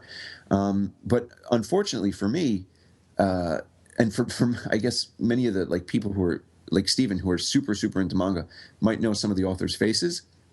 But even if you were really into manga, it doesn't always mean that they bring their faces out a lot. I mean, Inoue Takehiko, he's pretty famous. He has his face out a lot. There are some Akira Toriyama, not now, but back in the day, he would have his face out I think a with lot. Oda, we have the one picture of him from, I think it was in like Color Walk 1. That's the only like publicly available picture that. It's the one where he's like almost scratching his chin or something, right? He's like, yeah. Yeah. So even if I'm standing right next to somebody super like elite artist or mangaka, something, I don't know, because it's not only mangaka that are there, they're all people from the entertainment industry that are there as well. And so basically being an event like that, you come to understand why Japanese people bow. When it goes back to it was like back in the day in old Japan, you never knew who was a samurai. So unless they were carrying their swords, they were after the after the Bakumatsu at the end of the shogunate, when people might not carry around swords, you didn't know if someone was really high class or someone was low class or if they were nasty or whatever. So you bowed to everybody as if they were the same kind of level. And that's where you're like, oh my God, I totally get that now, because you don't know who the fuck anyone is. You're just like, oh yes. You're like, sir, I'm the bellboy. You're like, oh, sorry. But what a well-dressed bellboy you are. Right. So it comes to be the entrance, and it's kind of like how Steven described it as the Oscars. It's like everybody who's involved centrally with it is standing at the entranceway. So all of the editors, the editor-in-chief, I keep saying head editor, but editor-in-chief of Jump, some people who I'm sure I don't know and don't want to know, because they're so high up that I would have been terrified in their presence. I was able to see Mr. Sasaki. Mr. Sasaki, if you might be familiar with him from Weekly Shonen Jump. He does a lot of work with them. He's even been on their podcast. And I was able to meet him and Andy from the Weekly Shonen Jump as well. He was there. Andy Nakatani. Andy Nakatani. And we were able to speak a little bit and like, hey, finally get to put a face to the voice kind of thing. And we walking in, my the gentleman who's directly above my editor, he goes by the name Kanemaru. Mr. Kanemaru was there, and he's always been super nice. He always really, really takes care of us. He was there in the original meeting back in Fukui. And he says, hey, he's like, oh, it's so good to see you. And look, he's like, check this out. He's like, I'm sure you don't know a lot of these people here, so let me point this out. He's like, there. He's the director of Jump Comics, basically. So that's Weekly Jump, V Jump, Square Jump, Psycho Jump. He's like, yeah, he's the director of them. And oh yeah, and this guy, he's the former editor of Dragon Ball. And it was just like, wow. And he's like, let me introduce you. And he's like, but they were busy. And he was like, oh, okay, all right, we'll talk later. He's like, all right, so are you going to meet Oda today? And I was like, I have no idea. But I'm prepared, and I showed him the gift and the present and stuff. He's like, oh, that's cool. My body is ready. My body is ready. I'm ready to receive. And so we walk into, literally take a step into the banquet hall, and it just, there's people everywhere. There's signboards from the authors on display, things that they've written, not for the event, but actually made for Jump Festa, that were on display there early, that we got to see. And it is huge, and all people walking around are just like, what the hell do we do here? We've never been to anything like this. Hark is like, oh, and I'm like, oh, and like, oh, and here are your drinks. And they pass off drinks as we're walking in. I literally put my hand out to grab it, when all of a sudden, Kanemaru runs up behind me and says, Greg. And I see behind him running up is Isaka, and Isaka's running up behind him. And he's like, now, let's go. It's happening. I was like, what? He's like, it's happening now. Now, come on. I was like, what's happening? And that's the point where your mom wakes you up. It's time to go to school. It's the first day of school. So we actually head out of the banquet hall and into a separate area. And Kanemaru was like, you're going to meet Oda. And my response to that was, and then he's like, what are you going to say? And my response to that was, oh, and that was literally, for the first time in my life, and this will surprise listeners of the podcast more than anyone else, I was speechless. I could not utter a word. And I just grabbed my wife's hand and squeezed it, and she squeezed back and was like, it's happening. And finally, got some words out, and she's like, yeah, oh my gosh, it's actually happening. We're going. And they took us to a separate room. It wasn't even like a VIP room, but it was just closed off. It was partitioned off, and they were like, in here. And we walked in, and there was all the editors, all the editors of One Piece, Onishi and Isaka were there. And Toei, the people that I work with Toei, whose names I don't want to give out just because I haven't done anything publicly with them, but people who I work with from Toei for the website were also in the room. And there was Oda sitting down, drawing a signboard, drawing a character, doing an autograph for some people. And there were two people lined up, and Kanemaru said, come on. He said, come off to the side. And went off to the side. And, like I said, there were a number of people, so it's not like you stand out. There was maybe, I can describe it, probably 15 people in the room. So that's just enough so there's enough people so you don't stand out. He's like, Harry, have a seat. He's like, so what are you going to do? And I said, well, we discussed doing something. And I said, I want to do a magic trick for him. And he said, oh, yeah. He's like, you mentioned that at the dinner we had in Fukui. I said, yeah. I want to do magic trick for him. And he said, okay, so you got it? And I said, yeah, it's all ready. He said, okay. And he said, do you have any gifts you want to give him? I said, yeah, I've got this. And he said, great. And he said, so get that all ready. And they said, we just waited, and I was collecting myself, just looking at my wife saying, please help me through this. Because it's, you don't want to fangasm, because obviously in a situation like this, you don't want to do that because it's over. I mean, and by it's over, I mean everything's over. If you just leave a bad impression, then it's over. And so that's a remarkable amount of pressure. But you also have to keep in mind the kind of Japanese decorum and respect that goes with these kind of situations. And not necessarily that you have to do that for Oda's sake, that he expects it, but the people that are watching, the higher-ups, are kind of expecting to see that kind of charade, as it were, that goes along with introductions in Japan and meeting these people. So, and also very important is something called in Japanese reading the air, kuki yomu.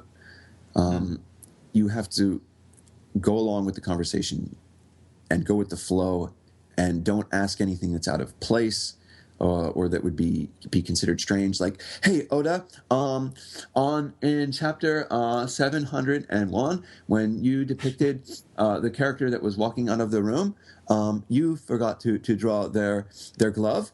Did that mean anything in particular? Were you trying to describe something there?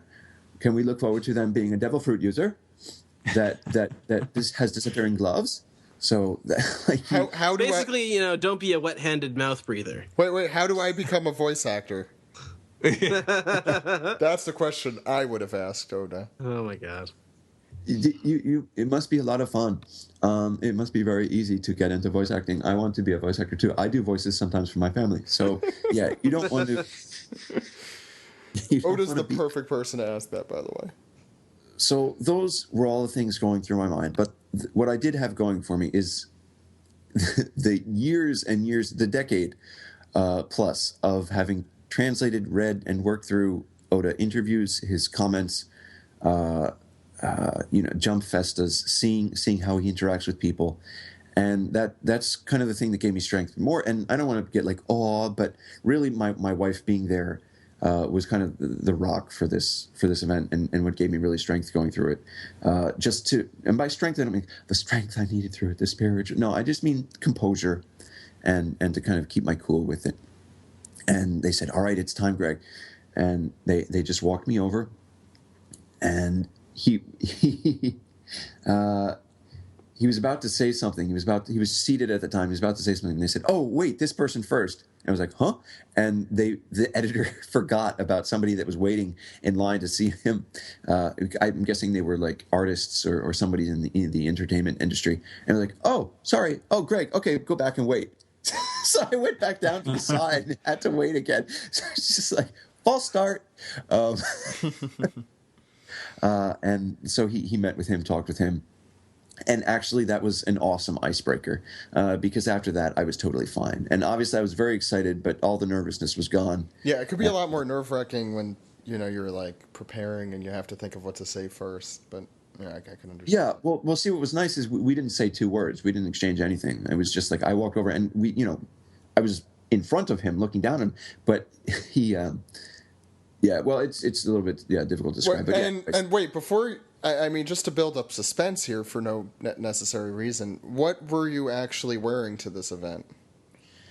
Well, I was wearing the suit. Picture. I was wearing the suit that I described. Right. I mean, if that's what you mean, but I mean, otherwise it was just what I wear normally. Mm-hmm. Suit, tie, golden chopper hat. Mm-hmm.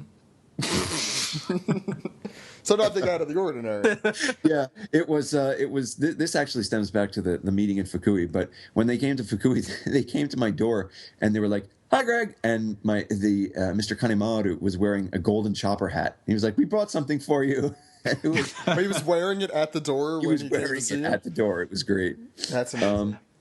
Yeah. So during the talk, when we were talking, at that dinner in Fukui about this event, he's like, yeah. He was like, dude, you should totally wear the golden chopper hat to the event. I was like, what? And he was like, yeah, it's okay. And that's when he was talking about how people can really dress down for it. And he said, don't worry about it. He's like, actually, you should wear a suit and wear the chopper hat. That would be awesome. So that's what I was wearing at the time. It's pretty amazing. I hope to see you at more events wearing the formal chopper wear. Yeah, thank you for bringing that up, because everything I've talked about to this point, listen to it again and picture me in the damn chopper hat, please do.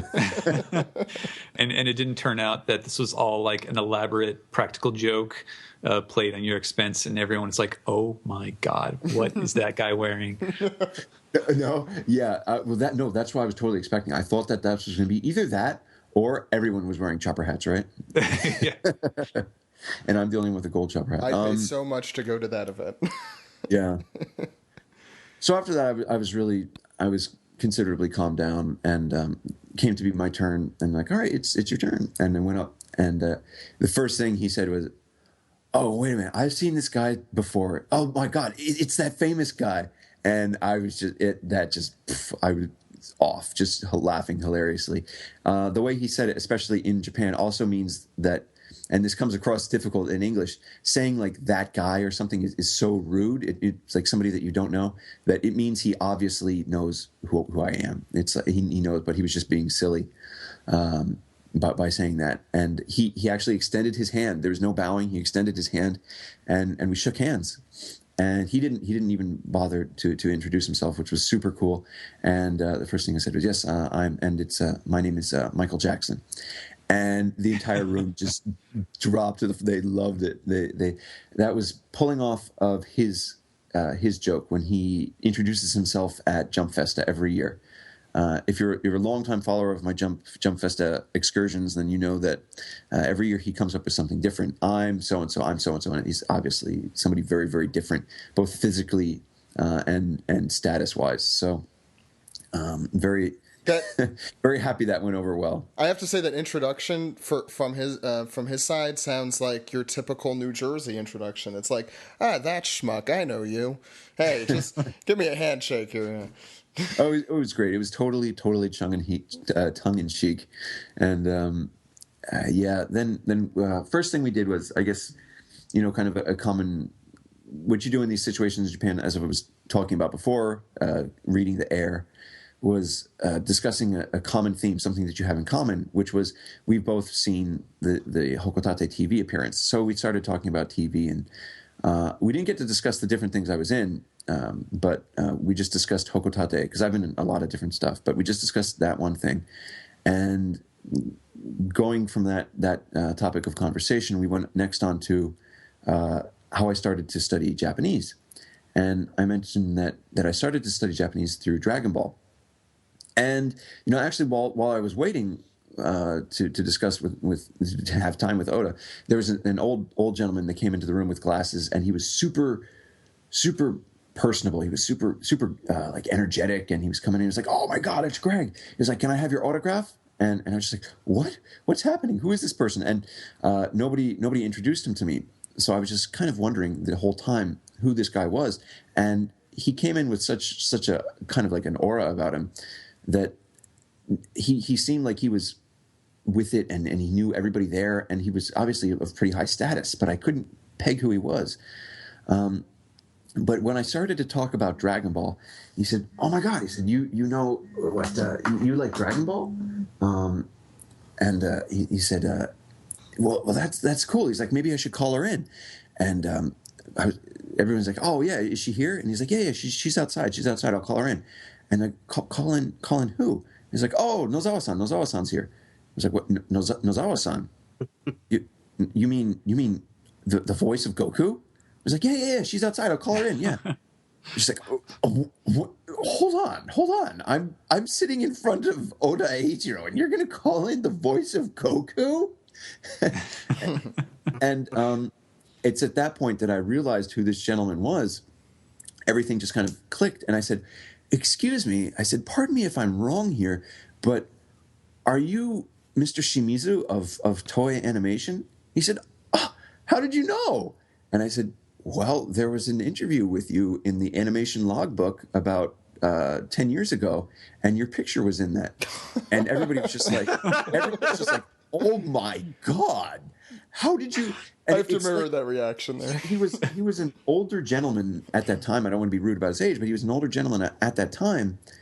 And this is 10 plus years on, so he's changed significantly. And like, how did you? I was like, well, I translated that interview. I remember doing that. And they're like, yeah, I'm former producer of One Piece, Shimizu.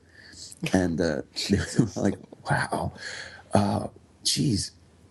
And it's at that time that I decided to show something special to Oda. And I took that kind of opportunity of taking control of the atmosphere of the room to say that, all right, I've got something to show you. And that's my dad actually years ago he did magic as a kind of a on the side, not as professional position, but as a hobby.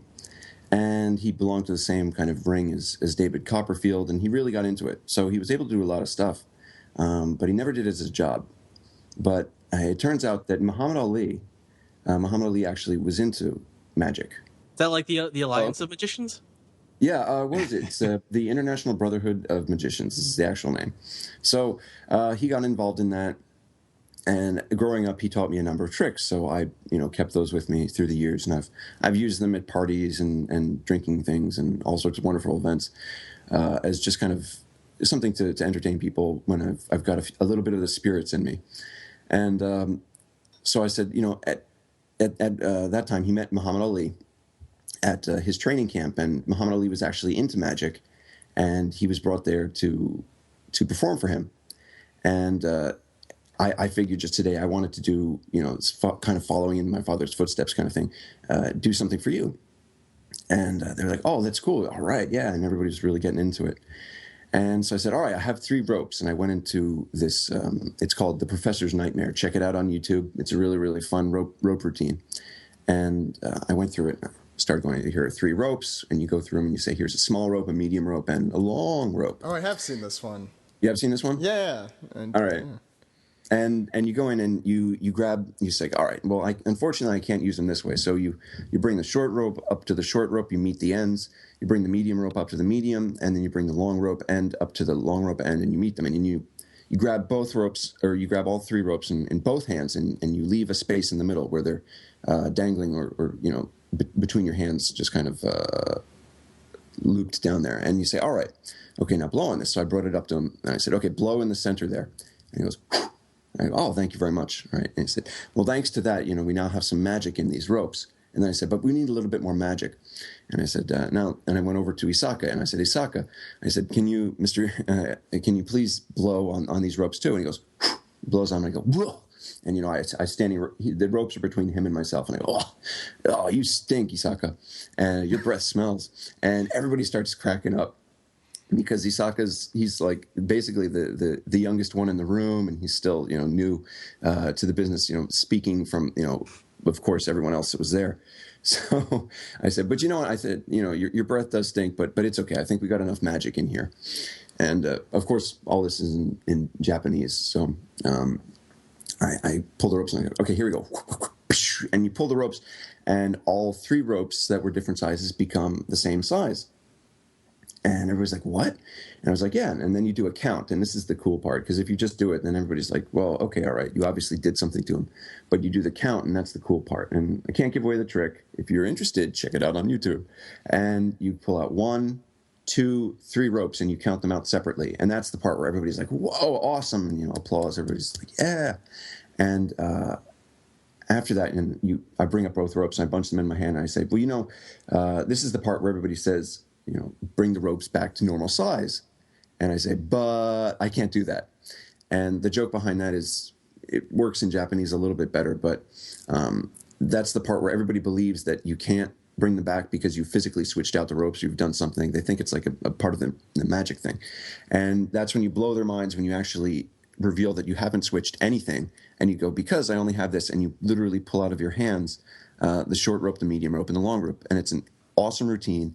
And everybody was just applauding and like, yeah, more. They loved it.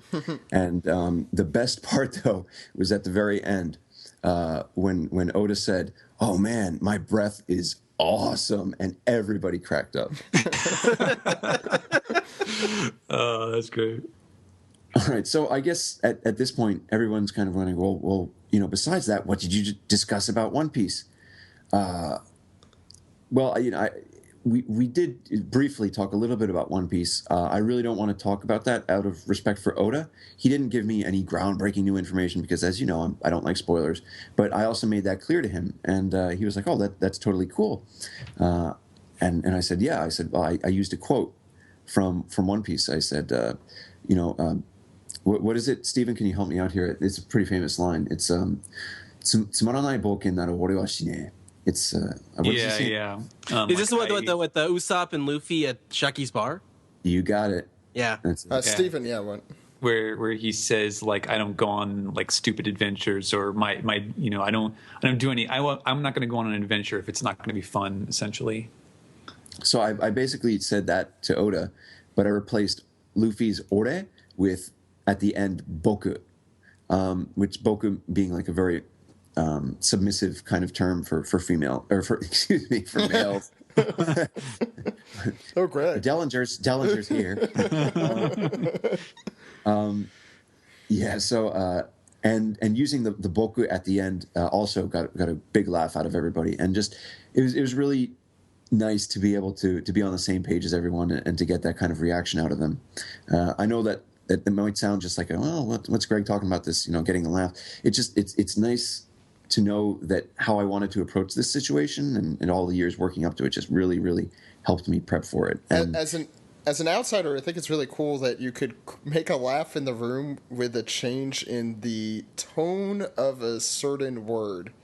I don't even know how to describe it. It's too clever for the English language. Maybe that's what it is. Yeah. But yeah. Let's see. And yeah, he was laughing about that. And he replied, he's like, yeah. He's like, if you do that, he said, then the adventure's over, right? And by that, by doing that, he means spoilers, hearing something in advance or learning something in advance. And he said, that's really cool. And it was at that, after, just doing the magic trick is when Nozawa-san came in. And that was, it was... Goku sat down next to Oda. What do you do? Well, you're sitting down, and Haruka's next to me, just like, and I'm just, I don't even know how to react to this. Nozawa-san, it is awesome to meet you. You are an amazing person, and under any other circumstances, you would be the complete devotion of my attention right now. But I'm meeting Oda Eiichiro right now. Please let me just enjoy that kind of. And obviously, I did not say that, but it's just like I had to respond. Talk to her and just be like, this is amazing. Can we talk more later, please? Because Oda was starting to say, like, all right, I got to get going now because I'm actually in the middle of, I left drawing One Piece to come here for this event. So I'd like to get back to that. And you don't interfere with that because you're literally interfering with One Piece as a series. So you're like, yep, okay, bye. But before that, I said, look, just one last thing. I have something for you. And he's like, oh, thank you so much. He's like, I've gotten everything that you've given to me through Isaka before in the past. Oh, he said that? Thank you for that. Yeah. Oh, wow. Yeah. He's like, thank you very much for all that. You've sent some really, really cool stuff. And he was hesitant to open it, and I feel selfish doing it, but I pushed him in front of Nozawa-san for that because I wanted to describe what the contents of it to him there, because otherwise he'd be like, oh, I don't know what this is. But he opened it up, and after some coercing from his wife was nice enough to push him to open it. And he was like, oh, awesome picture books, because he had previously described, collecting picture books from around the world just to, look at different ideas and pictures and things. And what were they? Not Animalia, but The 11th Hour. I purchased The 11th Hour and a very, very rare book. It's called Trouble for Trumpets. It's my favorite picture book of all time. It is posted awesome. this on our Facebook page a while back, if I recall. I did. Ago. Exactly, almost exactly a year ago to the day, actually, is when I posted. I found it back at my home in the States, and it's a rare, like I said, a rare book.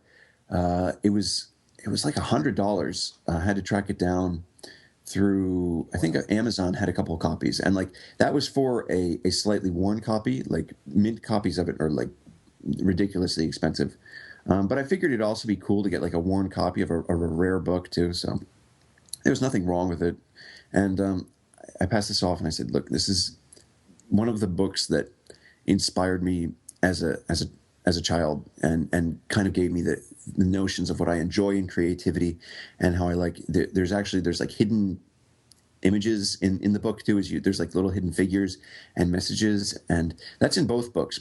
I think many Americans are familiar with The 11th Hour. It's by the same guy that did Animalia.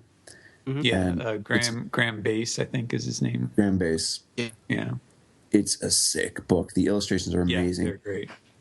And in it, The 11th Hour is actually a mystery, and it's packed from front page from almost the cover, like to the very end, with hidden images and messages, and you can rearrange different things to make messages, and that was so cool when I was a kid. That was amazing, and I wanted Oda to have this.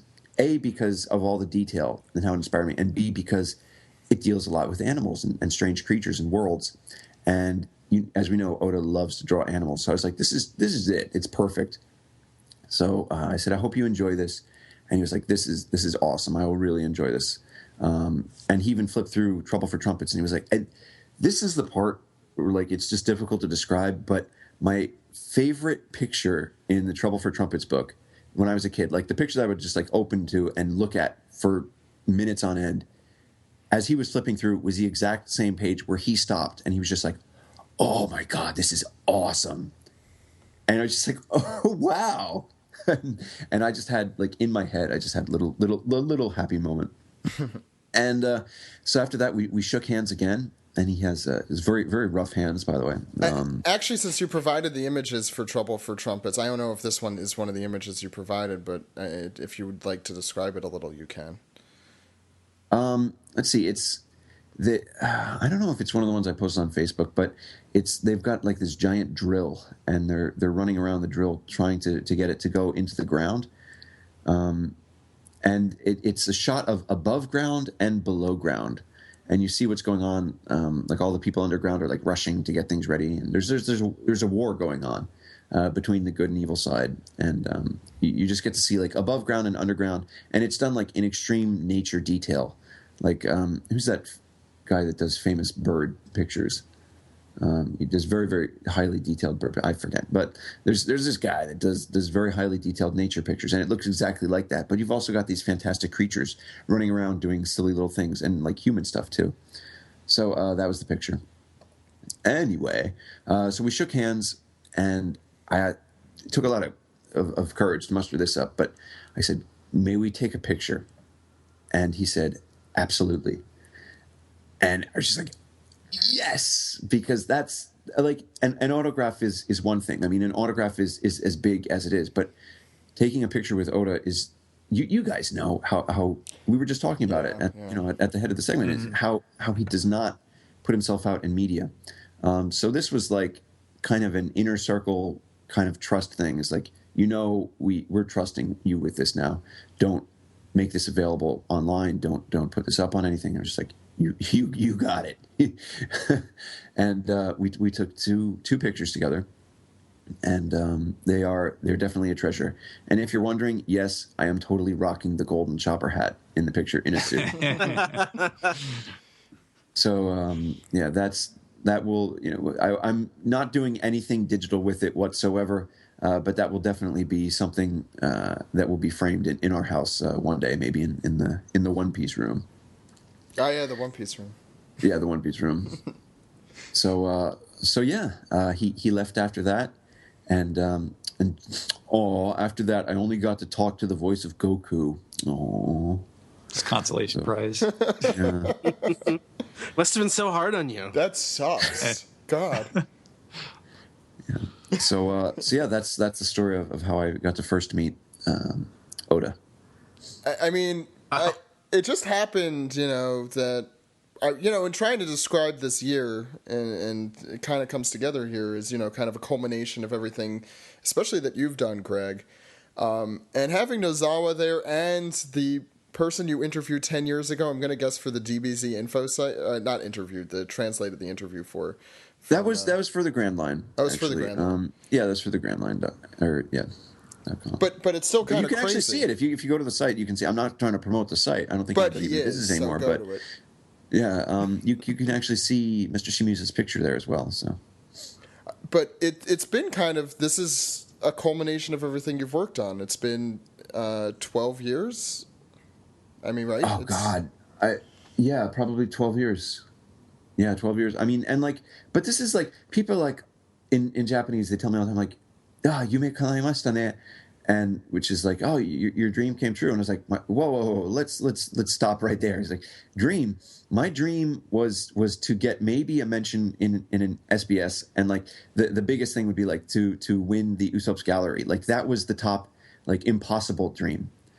Maybe to get a shout out, or my question in the SBS was that was my dream.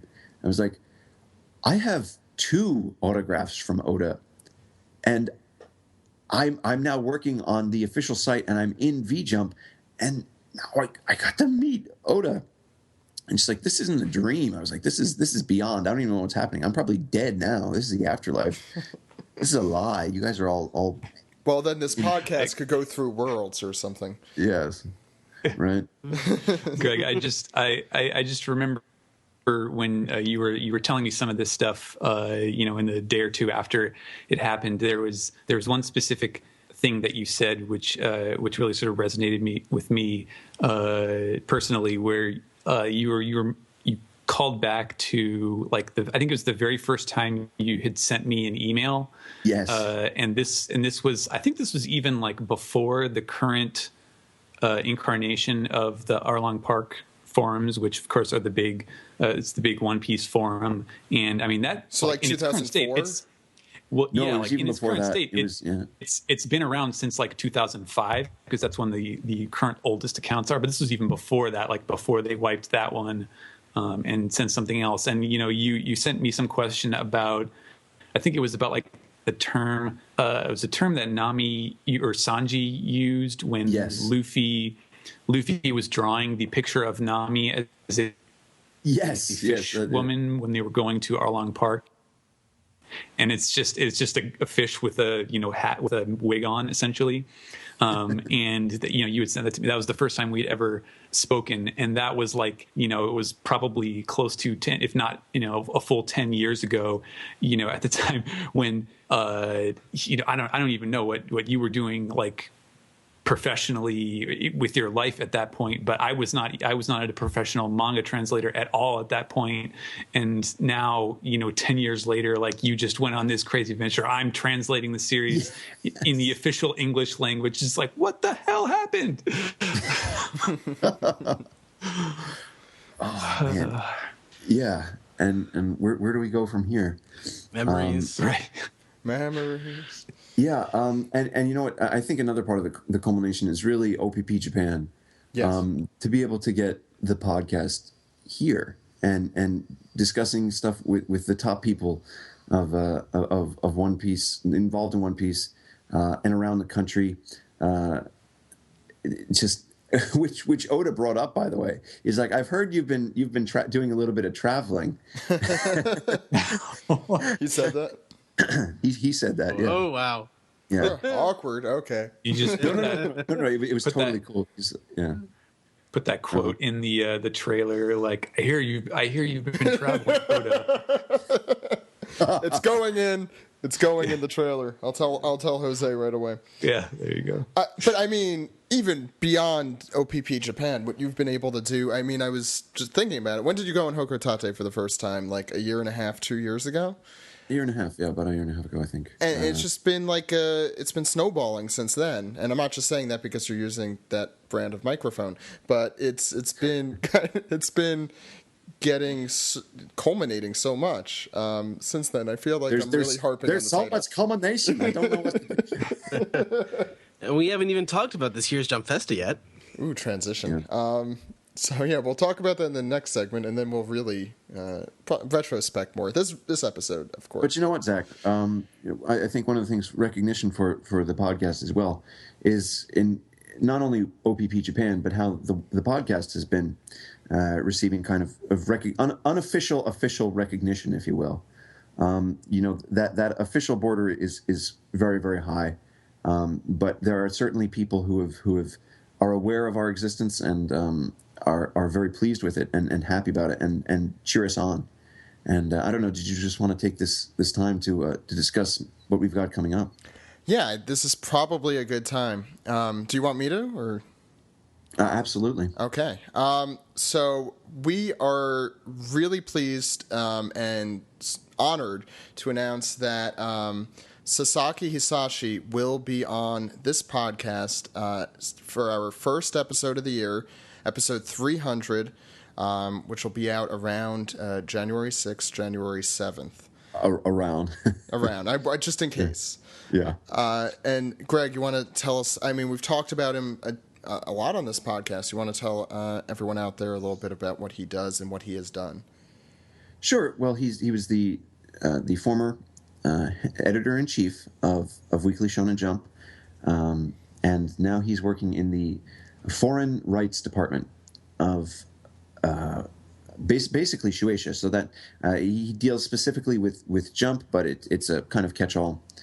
And what that basically means, I mean, it's a very nice title, but what that means is he's in charge of Weekly Shonen Jump and what that does overseas. And of course, he is the deputy rights licensing manager. So there's actually a director licensing manager, but he's pretty much the person who is most hands in it and involved with it and really working very hard to see it succeed. And you may have heard him on the Weekly Shonen Jump podcast in the past. He did make an appearance there, and he was a huge part, in making OPP Japan happen. Integral. We haven't really, he really, really helped out, and we'll probably talk a little bit more about this. I don't know, how much we can or will talk about the background of that, but we can safely say that he was at the center of OPP Japan happening.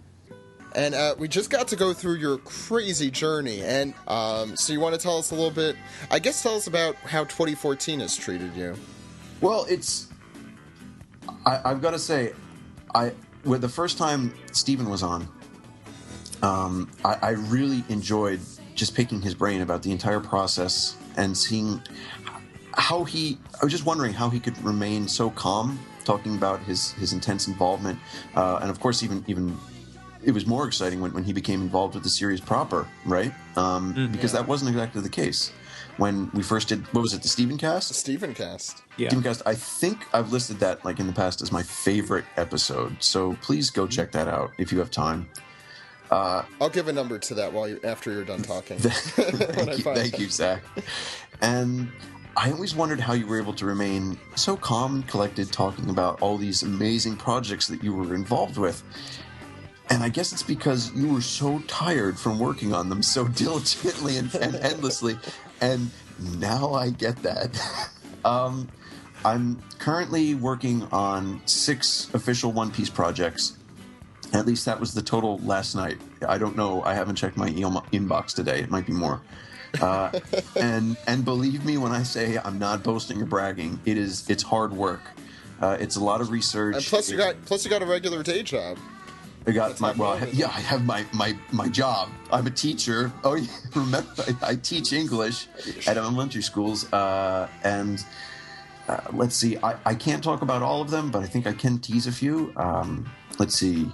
For V-Jump, definitely look forward to something beyond just the article. That's coming sooner rather than later. What's going on over at the website? Oh, my column at onepiece.com. That's one-piece.com in the special content section. Just and it's in English and it's in Japanese. It's in English and Japanese now with a convenient one-click button they've got on the page there. I don't know if you guys have noticed that. It's really cool. Yeah.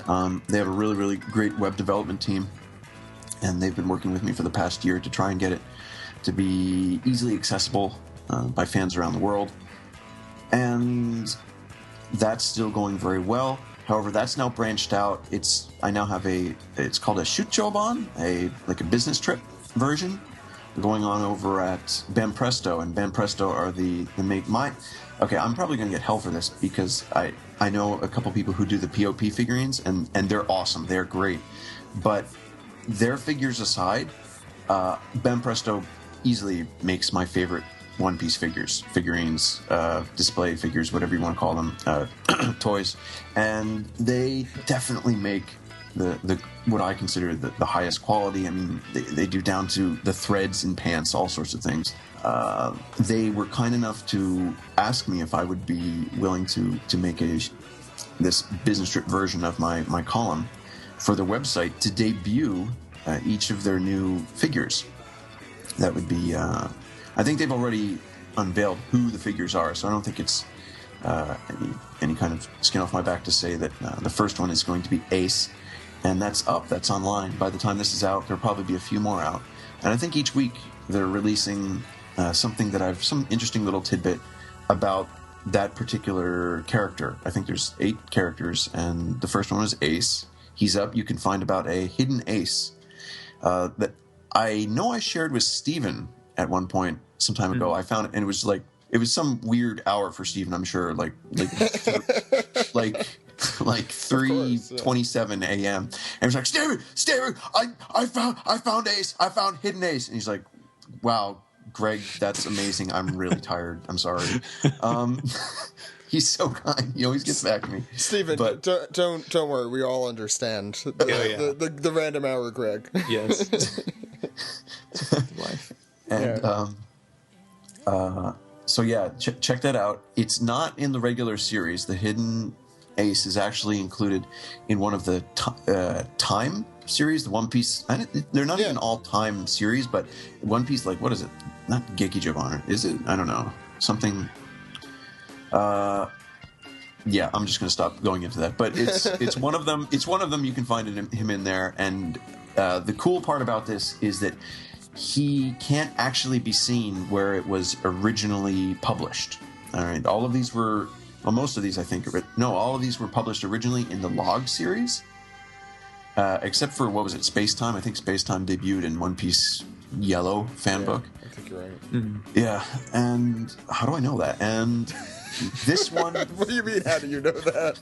It's so weird. It's like literally what you do for a living. Or one of the 6 things you do for a living. Okay, hold on. Okay, but this is great, right? Okay? All right, previously, I would be the guy who would be like, oh, yeah, I'm getting up at 4 o'clock in the morning so I can go to the convenience store and be the first person in the entire prefecture to buy the first volume of this, like, volume 54 or volume 53. And, like, just before we started recording, Zach's like, oh, yeah, and volume 76 is coming out. I'm like, oh, that's cool. When?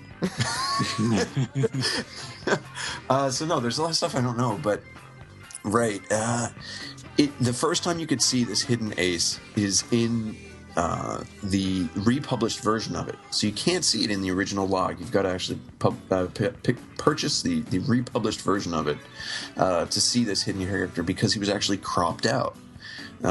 So Yeah, that's nothing that will change the story of One Piece whatsoever, but you'll be able to say in a trivia contest, yeah, I know where that hidden ace is. And we give a lot of those trivia contests, so actually that's perfect. So hope you guys are listening.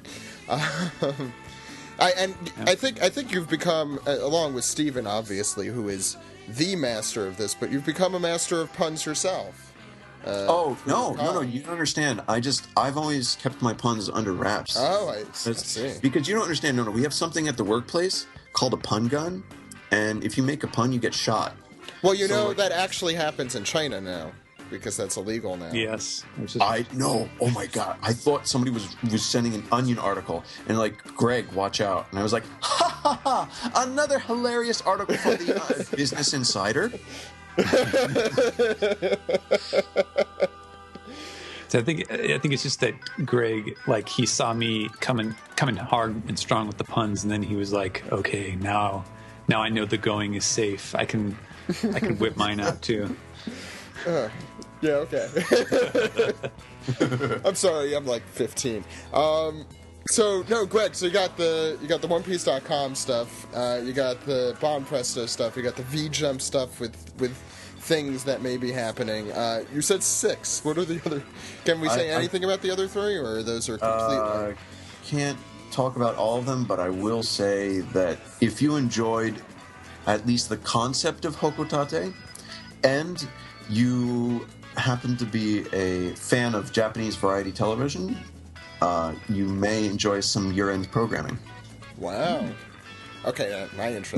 Not that I'm going to be in anything, but I don't know if however much I ever can talk about this, but you may enjoy some year-end programming. Don't expect Hoko Tate. For the love of God, 20 people are going, Hoko Tate, Greg's on Hoko Tate 3. It's coming back.